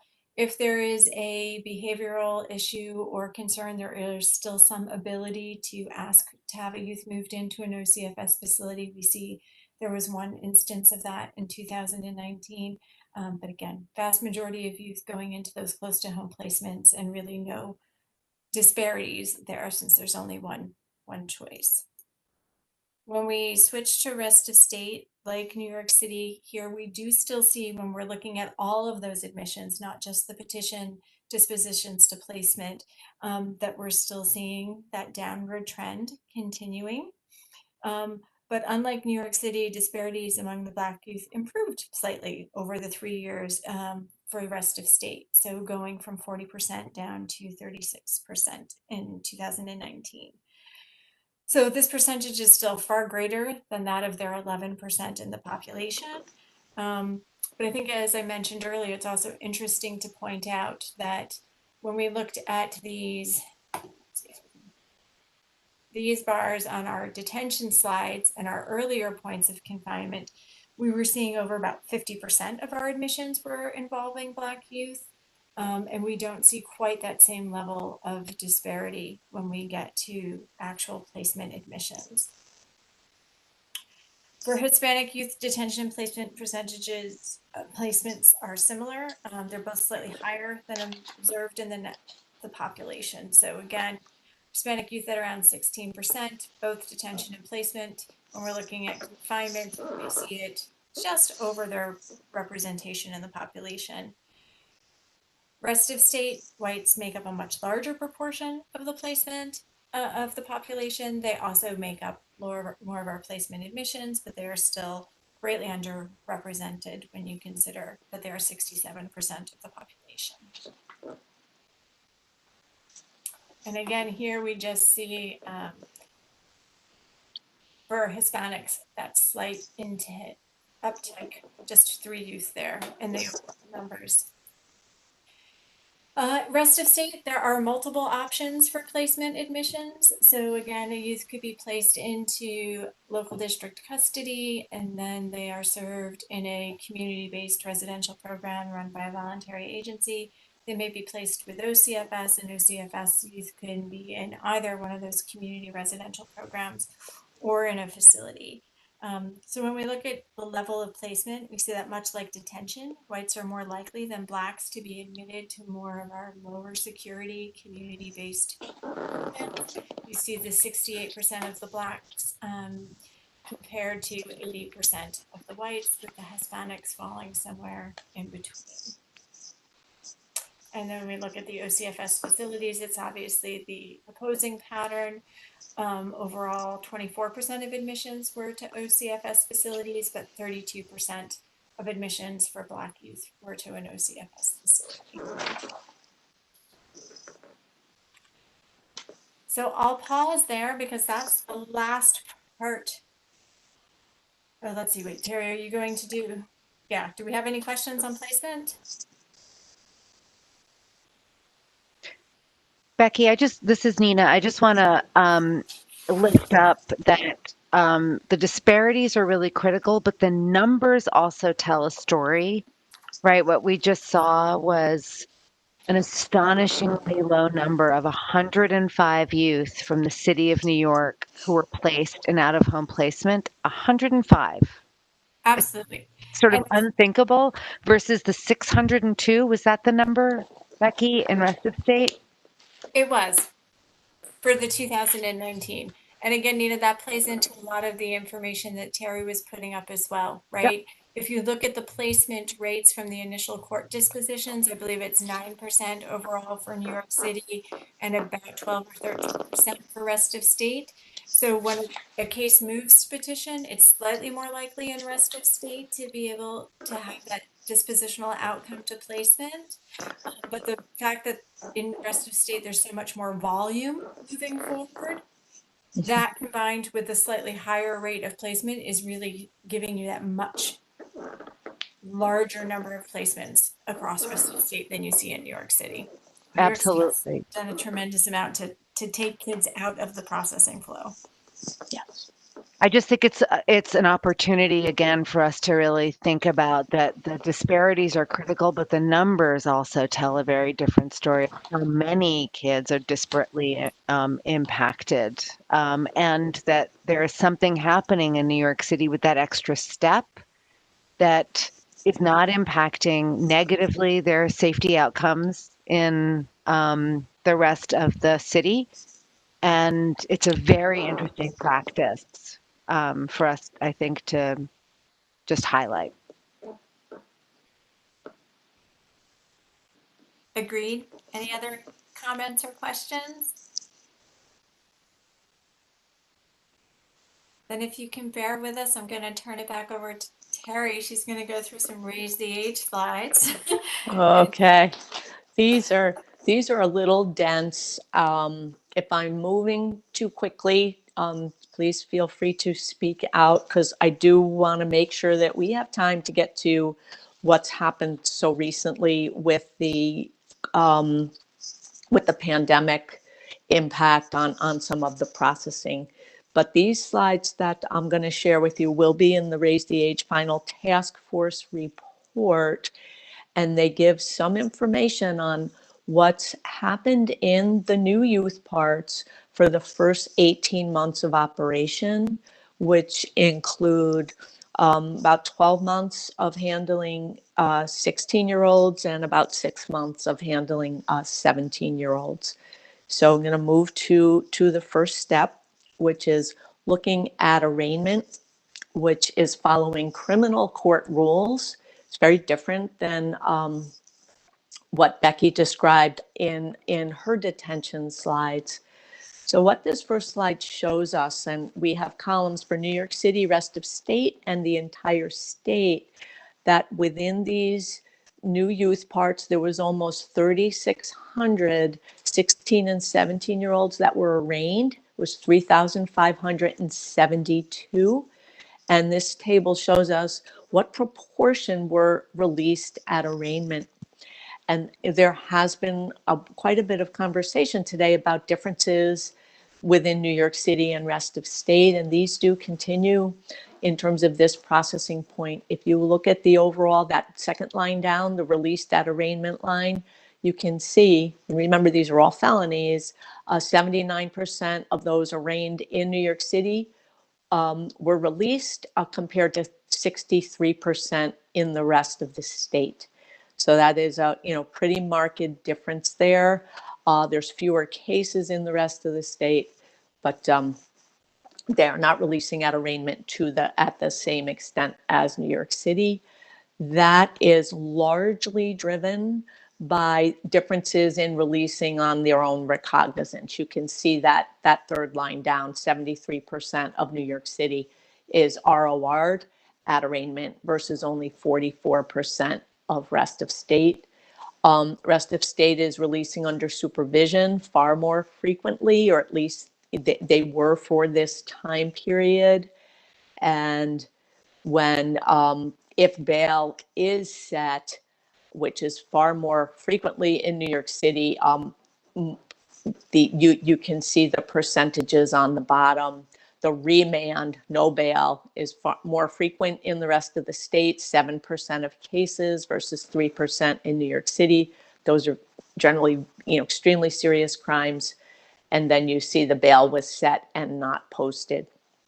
We are looking at this a different way moving forward with bail reform effective 2020, but this is the full 18-month period that we had at this time.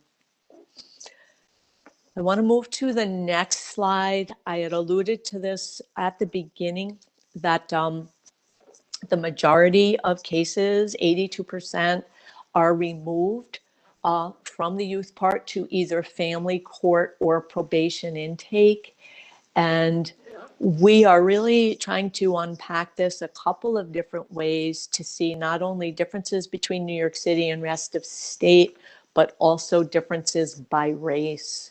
So this first table, but let me step back a minute. I think everybody understands that getting the adolescent offenders removed to family court or probation intake, their status changes then. They are juvenile delinquents and they are processed either through probation or family court, and they will have no adult criminal record.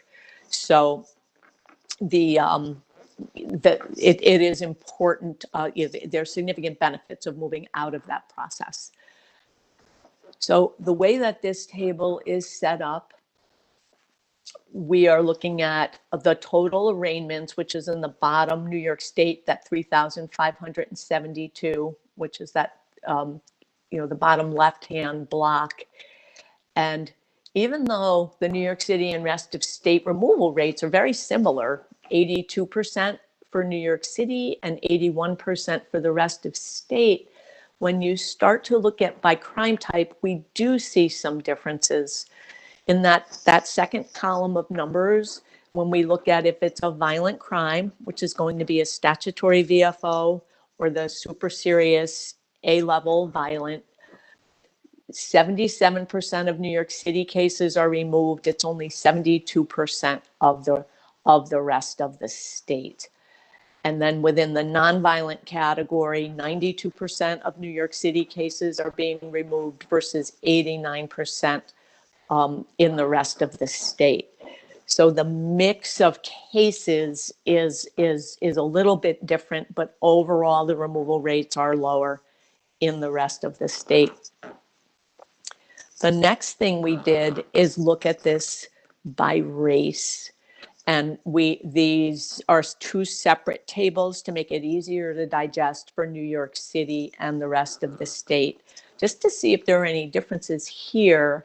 And within the violent crime category in New York City, it's very similar, 76, 77, 78. You don't see a lot of differences. Continue to be struck by the very tiny number of white youth that are in this process. On the nonviolent side, 100% of the white youth, but the number's very small, were removed, 91% Black and 95 Hispanic. So we do see some differences there. On the rest of state, these differences are more marked in some ways because of the we have larger numbers to deal with, and it's really notable on the violent side. For the violent crimes, 78% of the white youth are being removed to the family court process, only 68% of the Black youth, and the Hispanic is identical to the white at 78%. We also see some disparity on the nonviolent side with both the Black and Hispanic youth removed to family court less frequently than the white youth are. We're going to take a look at outcomes now for dispositions and sentences. Take a quick look at the racial breakdown, and then we will pause for questions. So here we have our total disposition numbers, which is that 3,641 cases across the top. We've already talked about on the juvenile delinquency side, corporation counsel declining to proceed on a large number of cases. There's a related action that happens on the adult side. In the youth parts, when the district attorney's offices look at the case, they are declining to prosecute. So we have large numbers of arrests. It's more than a fifth of the cases in New York City that the DA doesn't even bring them to the arraignment. They say, we are not proceeding on this case. And these are, again, all felony arrests. So that takes a big chunk out of what even has the potential to proceed outside of New York City. There is not a similar process in the rest of the state. So that's why you see that number is 0. So on the next line, because we're calculating the removals a little differently, because we're accounting for those decline to prosecutes, because they're so huge, the percentages work out a little differently here, but you see all of the cases that moved over to the family court process, it was almost 3,000 So over this 18-month period in all of the counties plus New York City, there were only 220 cases that we got an outcome in youth part. This excludes pending cases. This is who went through the entire process. It's only about 6%.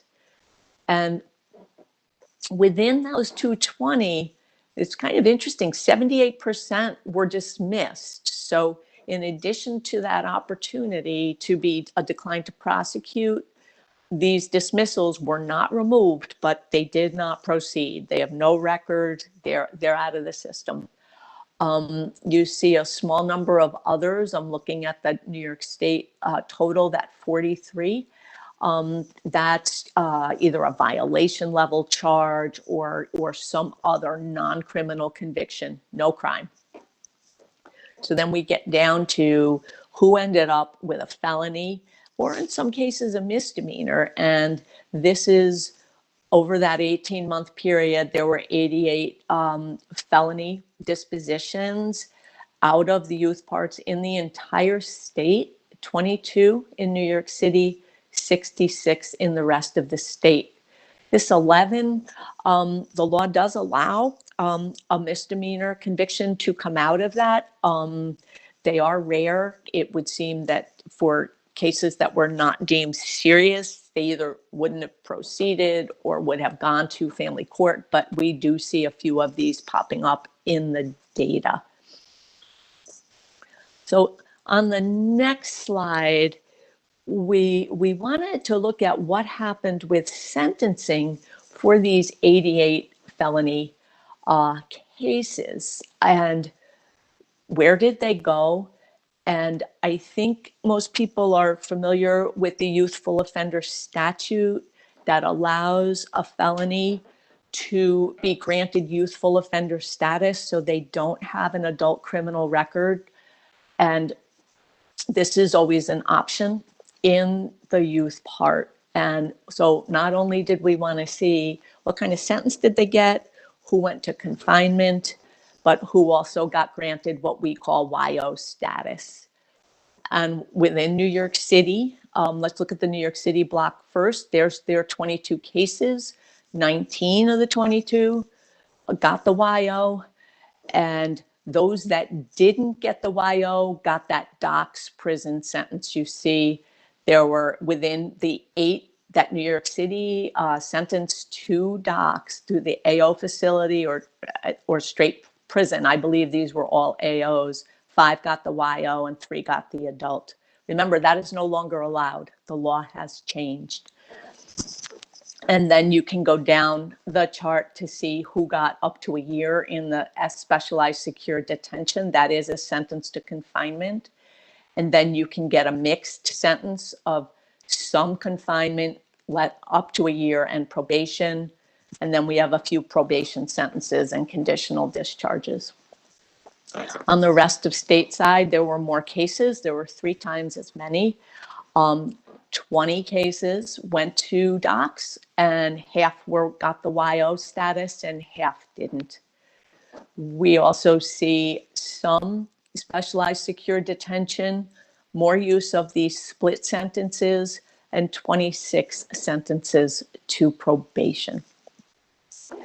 So that's what came out of, again, a very small number out of that full 18 months. We did the racial breakdown here in the interest of time and exhaustion, I would say. So this is the same kind of look at population. I believe that these populations are for older youth, so they are slightly different. And here, what we did, this matches up with some of what you just saw on the slides. We're telling you in New York City, let's look at the white because it's kind of interesting. 25% of the population, they were 2% of arraignments, 3% who were removed to family court, and then there was no white youth left in youth part for the rest of our look here. And the Black youth had, were the most disproportionate. And when we get to that last stage of confinement, they were more likely to be confined. And that's either the sentence to blacks or the specialized secure. In the rest of the state, we did the same thing. And again, most of the disparity is in the area of Black youth. And you do see this jump up with who ends up staying in and getting disposed in the youth part. You remember I just showed you data a little bit ago about the removal by crime type and how those play out by race. So this is where this is coming into play. And it again tops out when you get to the sentence of confinement. It's 65% Black, 20% white, and 10% Hispanic here. So I am going to pause there, and then we will do the home stretch, which is very, very quick. But does anybody have any questions about the youth part?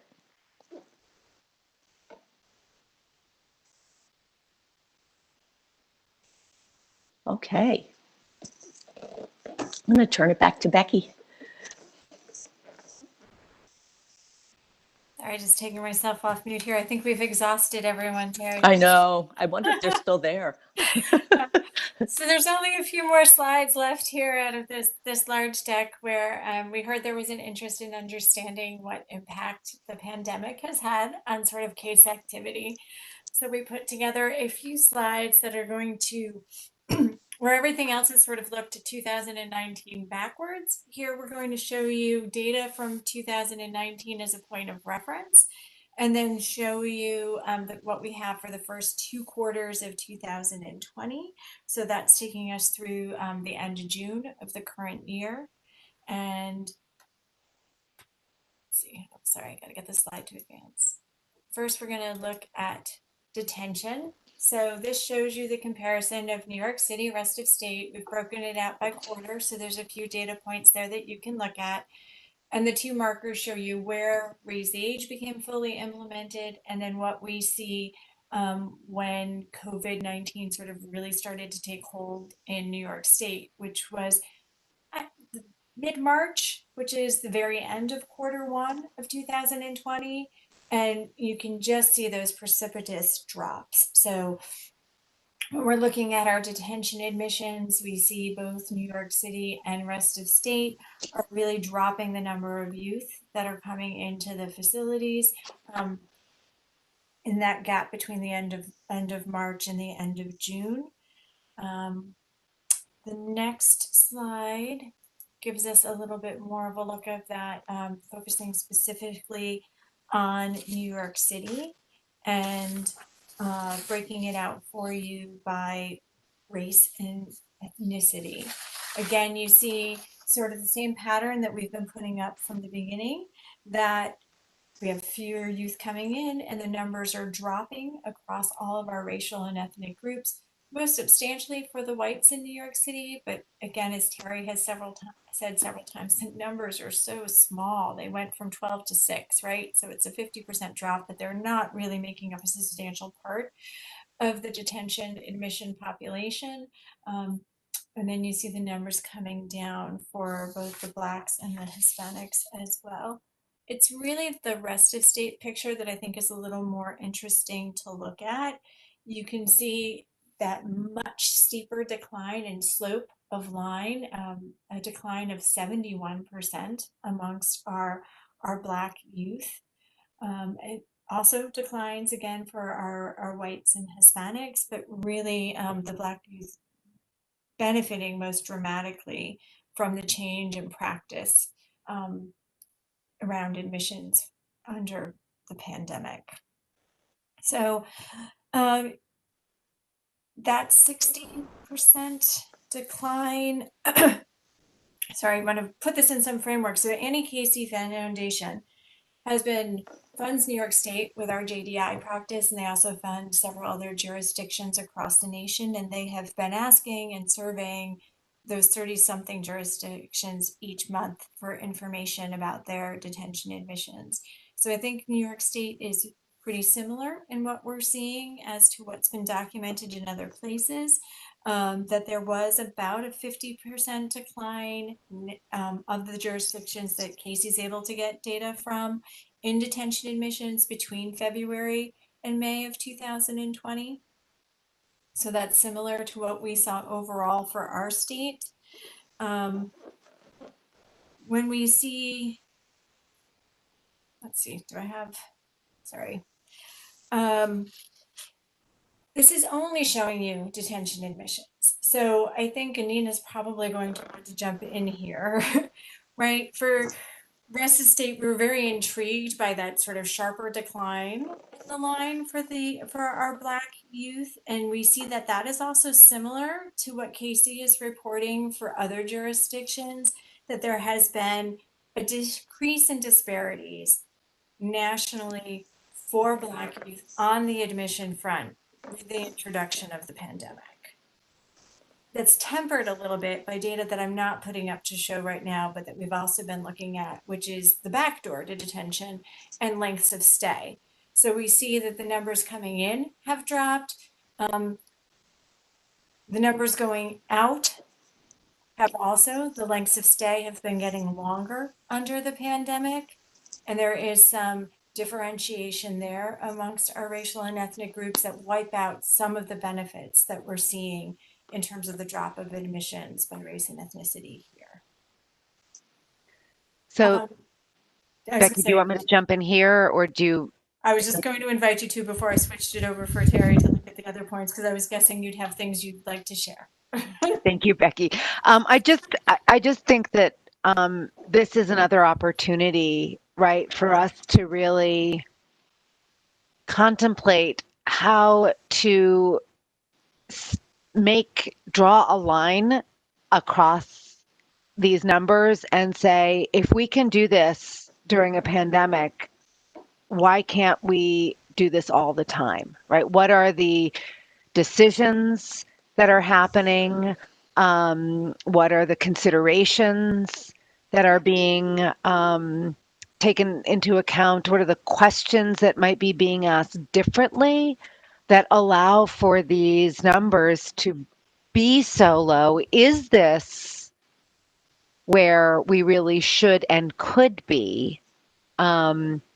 Are there things that the judiciary needs that would help with this? Things that probation might need that would help really not let the narrative become, well, we did this because of a lockdown, but we did this, and again, with some small differences, our state is not less safe. It does not diminish the gun violence conversations, but I think it would be very hard to tie these numbers to that conversation, although people will want to.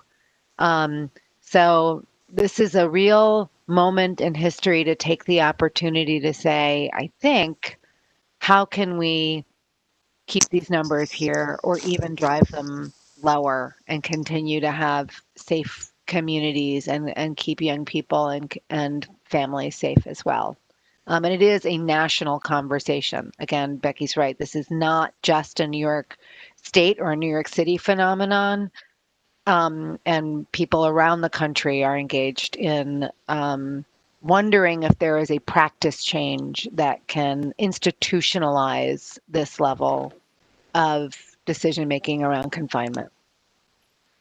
And Nina, the only thing that I will add to that, and I think folks will see in a moment as Terry goes through some of the slides of the other systems point, right, too, it's trying to untangle some of this from the larger system is also challenging, right? Decisions are being made by confinement. We also have far fewer children who are also being presented as lack of a better word, candidates for detention, because we'll see that overall system flow really shrunk in terms of children who are being identified coming before probation, coming before the court during this period of time. And so I think it has to be a system-wide conversation, right? If we're able to filter these youth out at all of those system points and seeing a positive impact that has had on our confinement numbers. So Terry, can I turn it over to you then to walk through? Sure. For the home stretch, I just want to show you what's happened with probation and petitions. And then the last one is on placement admissions from OCFS. But there were far, far fewer arrests happening through that last quarter. Probation intakes is, again, our pretty closest proxy for juvenile criminal activity. That's being forwarded with a family court appearance ticket right now.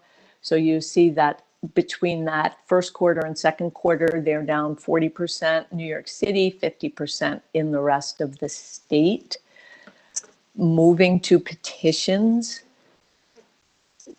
we can see they're down even more. I know that the court activity was disrupted, and we've talked about how few cases are going forward in New York City, period. So there was very, very few family court petitions filed in April, May, and June.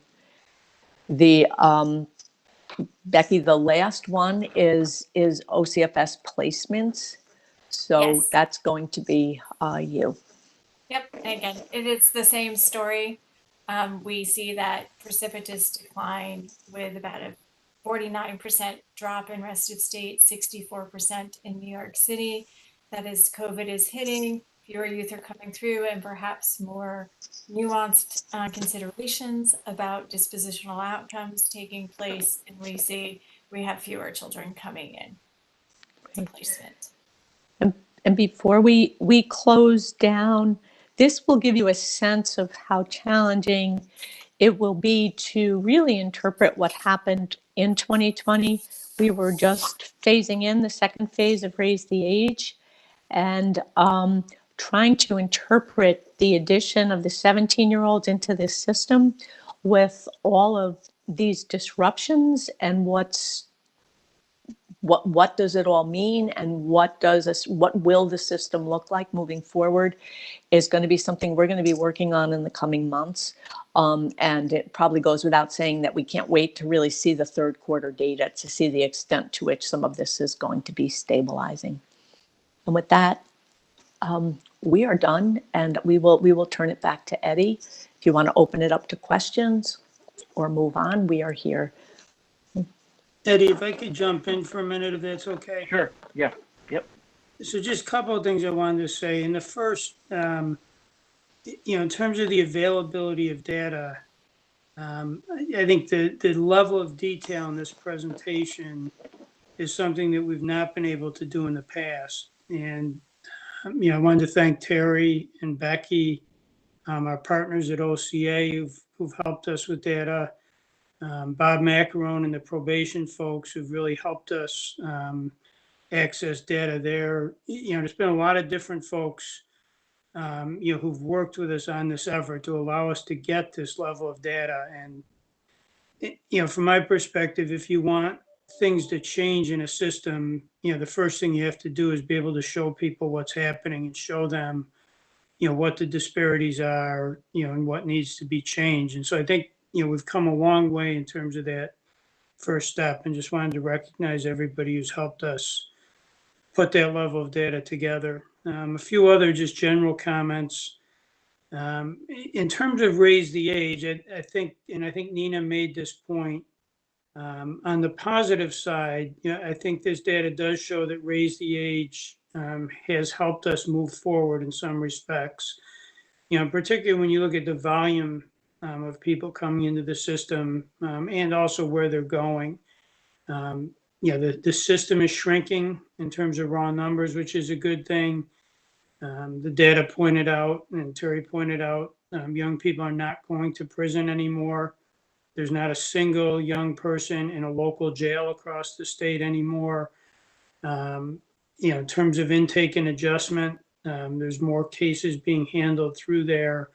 So a lot of positives in terms of Raise the Age. The other thing that jumps out, though, and again, this has been touched on, are the disparities. And we've seen this in other places before. When you shrink the overall size of the system, unfortunately, disparities have a tendency to be exacerbated as the system shrinks.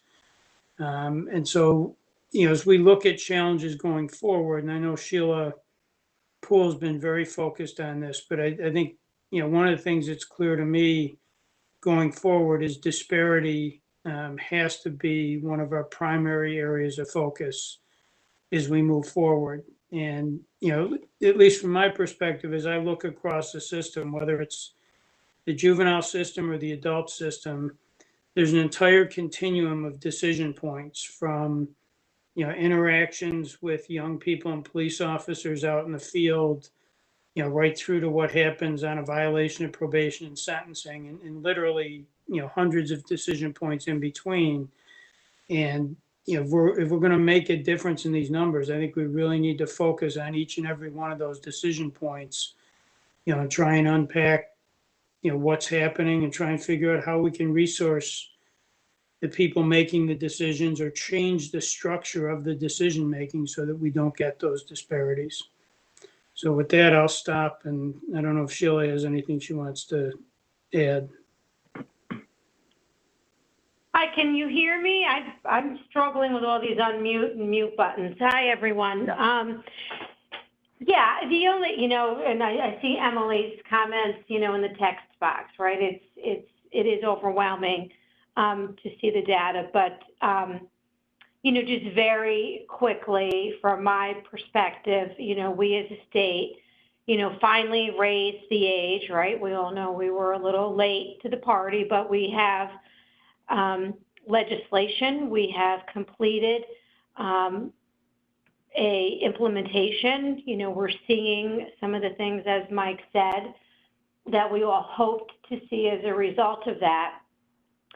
But raise the age or not, at the end of the day, we are left with glaring issues that remain in our youth justice system. And we've trained and we've talked and we've looked at the data, and given what's going on in our world and in our state, I think we all need to because we all play a role in this, whether it's probation, whether it's OCFS, whether it's the court system,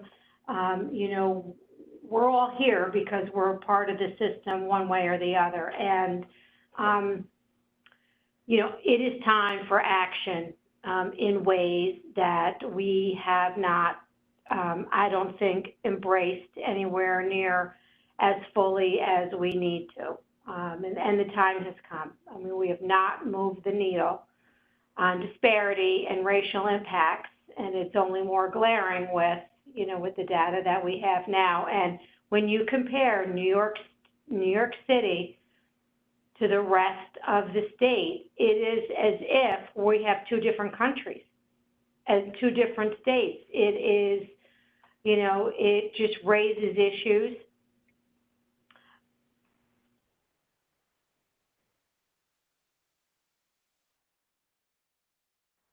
Sheila, we lost you.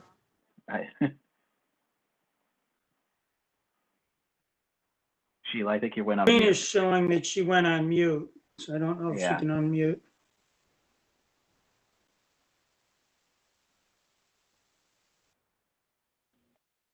Can you hear me, folks? Yes. So I'll just conclude quickly. It's time for us to really get busy on much more intentional, focused efforts on decision points in our system. And if there was ever a time for all of us to feel a tremendous sense of real urgency, it's now. And, Mike and I have been having some of these conversations. I know certainly Judge Mendelson has been a tremendous partner with us, but, we can't sugarcoat the data, right? And I think we just need to get really serious and busy, because if not us, who? And, this is not about needing more money. It is about where decisions are made and about interrupting historical patterns and blinding processes. So we are removing information and data where clearly our biases are deeply getting in the way of what happens to young people. And so that's, that's what I am committed to. And I know the rest of you are too, but it makes me deeply sad and upset that this is sort of, in spite of all the good work that's going on, right, that we are left with this and we can't ignore it anymore. So. Thank you for making that point, Sheila. And I think that's at the core of sort of seeing the the constellation of all of this data is reconciling our past efforts, but also I want to connect it to strategic planning work we're going to do later today and as well as tomorrow. Is so what's our planned effort moving forward? How are we going to strategically pay attention to this? Your example you give, Sheila, in terms of the decision-making points that don't necessarily, it's not necessitating extra dollars, right? But it does necessitate what are the cognitive tools that folks need at those different decision-making points to handle and work from their own cross-cultural knowledge base around the set of context of what's happening. So I know we are, I also want to concur with Mike's point regarding Terry's shop in terms of their work around putting this data together. Really appreciate this sort of deep dive. And I know for folks, there were moments where you may have been glossing over because it's a lot of numbers, but I think there is a, as somebody who teaches stats, I enjoy how numbers help to shape our understanding of the river. And so now it's just a matter of, so what do we do about it? We're going to carry this data conversation into our strategic planning later today and as well as tomorrow. So I want to, I was just going to shift over to you, Lester. Well, and again, this is a relational kind of statement, because as I was watching, I was thinking about the importance of systems working together. Because over in my other life, what we worry about is that in our most vulnerable communities, these are the same young people that did not have access to the internet last spring. And I won't go through all the issues. I'll just say for many of our youngsters in New York State, they lost an entire semester of education.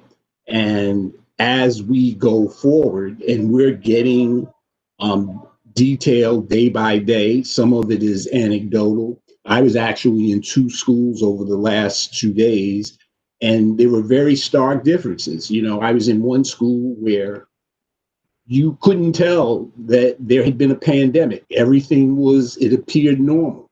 I was in another school where it was, and I'll just say, an absolute disaster.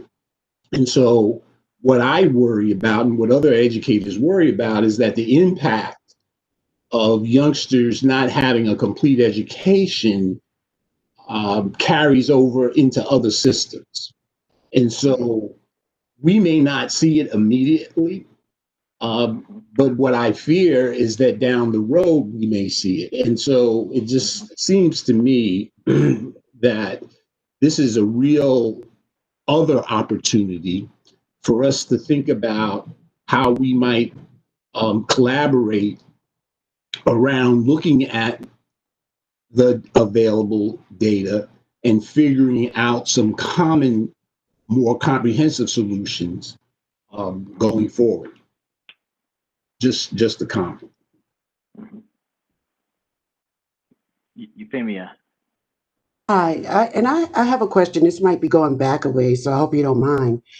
I would also be curious to know about the number of contacts for children that are under ACS care, that are in group homes, that don't have any family connections at all.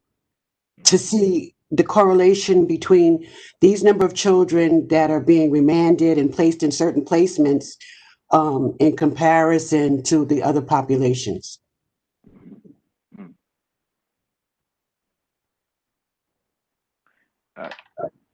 Terry, I don't know if that's a point of you want to sort of comment on. Becky, is that something that you can speak to? I see you're on mute. Can I ask this is Nina, can I ask a clarifying question, Euphemia? Are you asking about how many youth who end up in detention are placed out of home at the time of their placement in detention, or are you asking something else? No, I'm asking that question. Okay, thank you. It's an interesting question. I will kick it to Becky. Yeah, Becky may have stepped away. Oh, Yep, there sorry, she I'm is. here. I was having trouble getting myself off mute. Okay. So,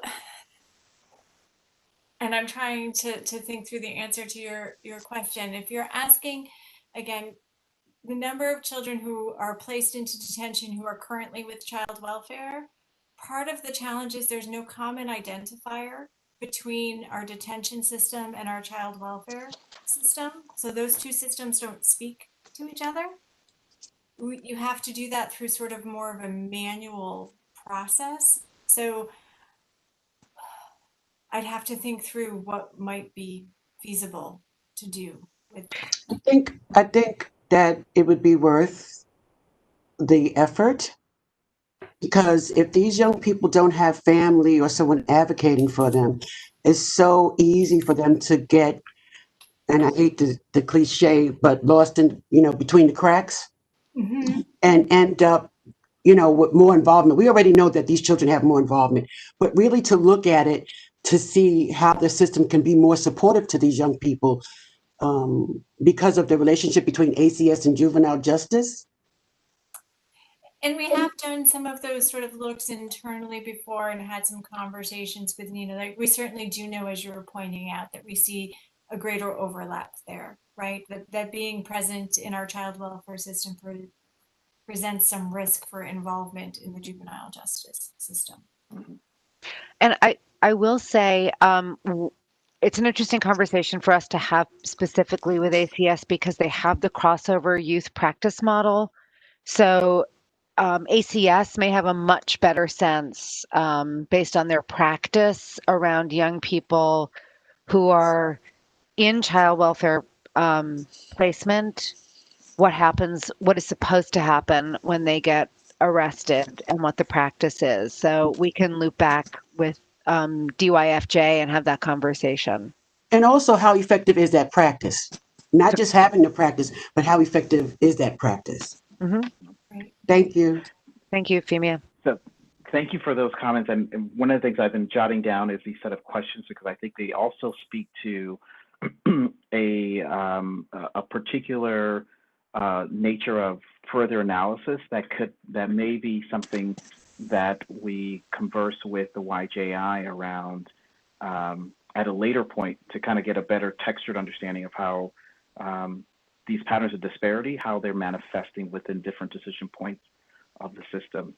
But I want to sort of try to keep us on track on our agenda track because I'm sure many folks have a hard 12:30 stop, particularly given that'll be our break before our 2 o'clock strategic planning. So our next agenda item is Regent Young is so kindly offered to provide an update on sort of the school reopening processes, and so I'm going to turn it over to him. And Tom and I were exchanging emails, and I was just wondering, I mean, if we don't have an appetite for 10 more slides, that perhaps we could share with everyone the two relevant sites. See, the important thing about school reopening is what we're noticing is that things are changing day by day.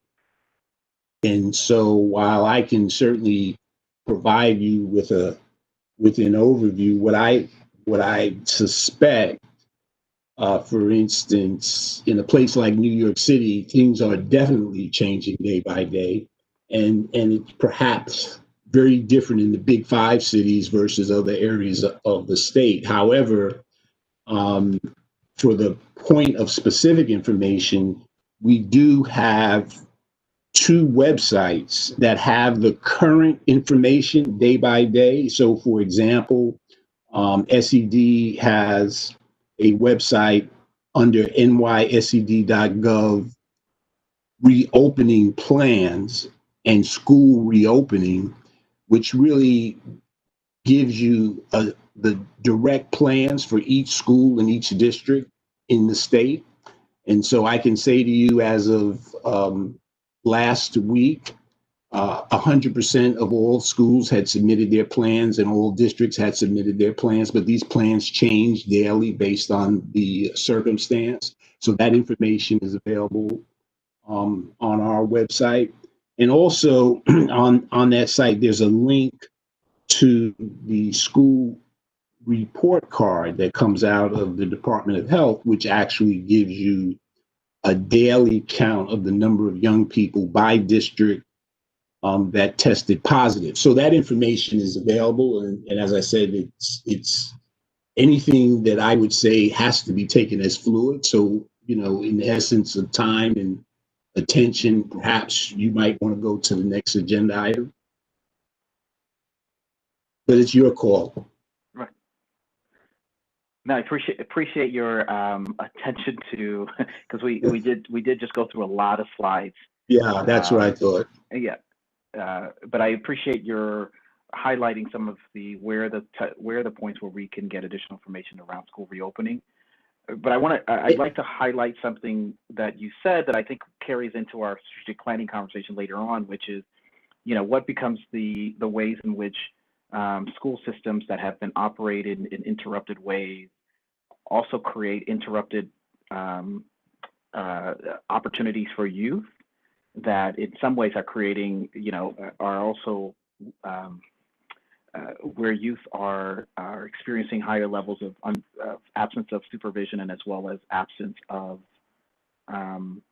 sort of protective environment surrounding them on a constant basis.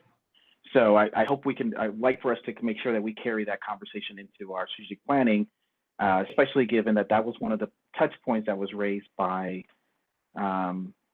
both JAG members and others that they consider as relevant for our forward thinking regarding our strategic plan. Any questions, any burning questions that folks may have regarding what Regent Young mentioned around the school reopening? And Ed, please, you can please call me Lester and everyone else.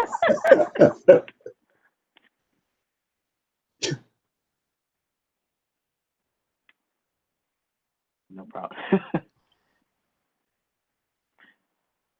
All right, with that, all right, so are we ready to start heading towards wrapping up the JAG meeting?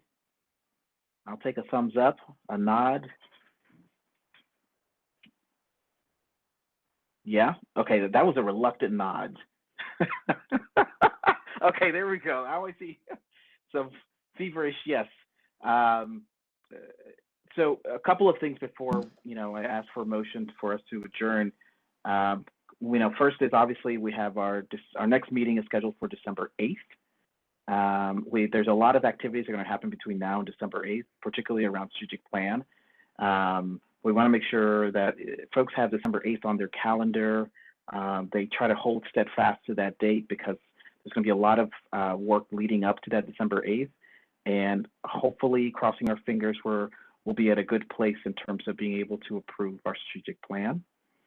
The second piece I want to remind folks is that if you haven't had the opportunity yet to do your homework, right, in terms of reading the strategic plan, please take, 20, 30-minute break between now and 2 o'clock and read, highlight. It is a great document, a great draft of compiling all the information that we provided, right? So it's a reflection of us and our thinking as a community, and it's imperative that we all sort of weigh in terms of it reflecting our thinking and as well as the thinking that we want to project forward in terms of the JAG. So I want to highly emphasize read, because what we're going to do strategic planning process is going to require that folks have read.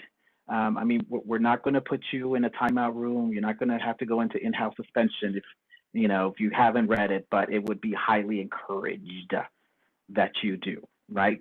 Because we will be doing some activities that require you to have read the document.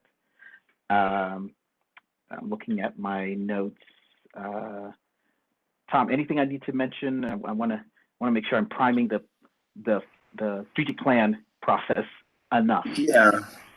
The only other thing really is that the Zoom link will be open a half hour early for anybody that has, that would like some technical support to go through some of what's going to happen or anything like that. So feel free to join early if you do have some questions about those things. And then it's also important to connect via Zoom as opposed to the phone, because a lot of the facilitation will be done via the chat function and all of that. So we appreciate that. Thank you for that reminder. So any questions around any of these next steps? No, we're good. All right. So can I get a motion to adjourn? I see Emily raised her hand. Yes. And I see Alan, second. All right. Can it all approve to adjourn our meeting? Say aye, raise your hand. Aye. Aye. All right. All right.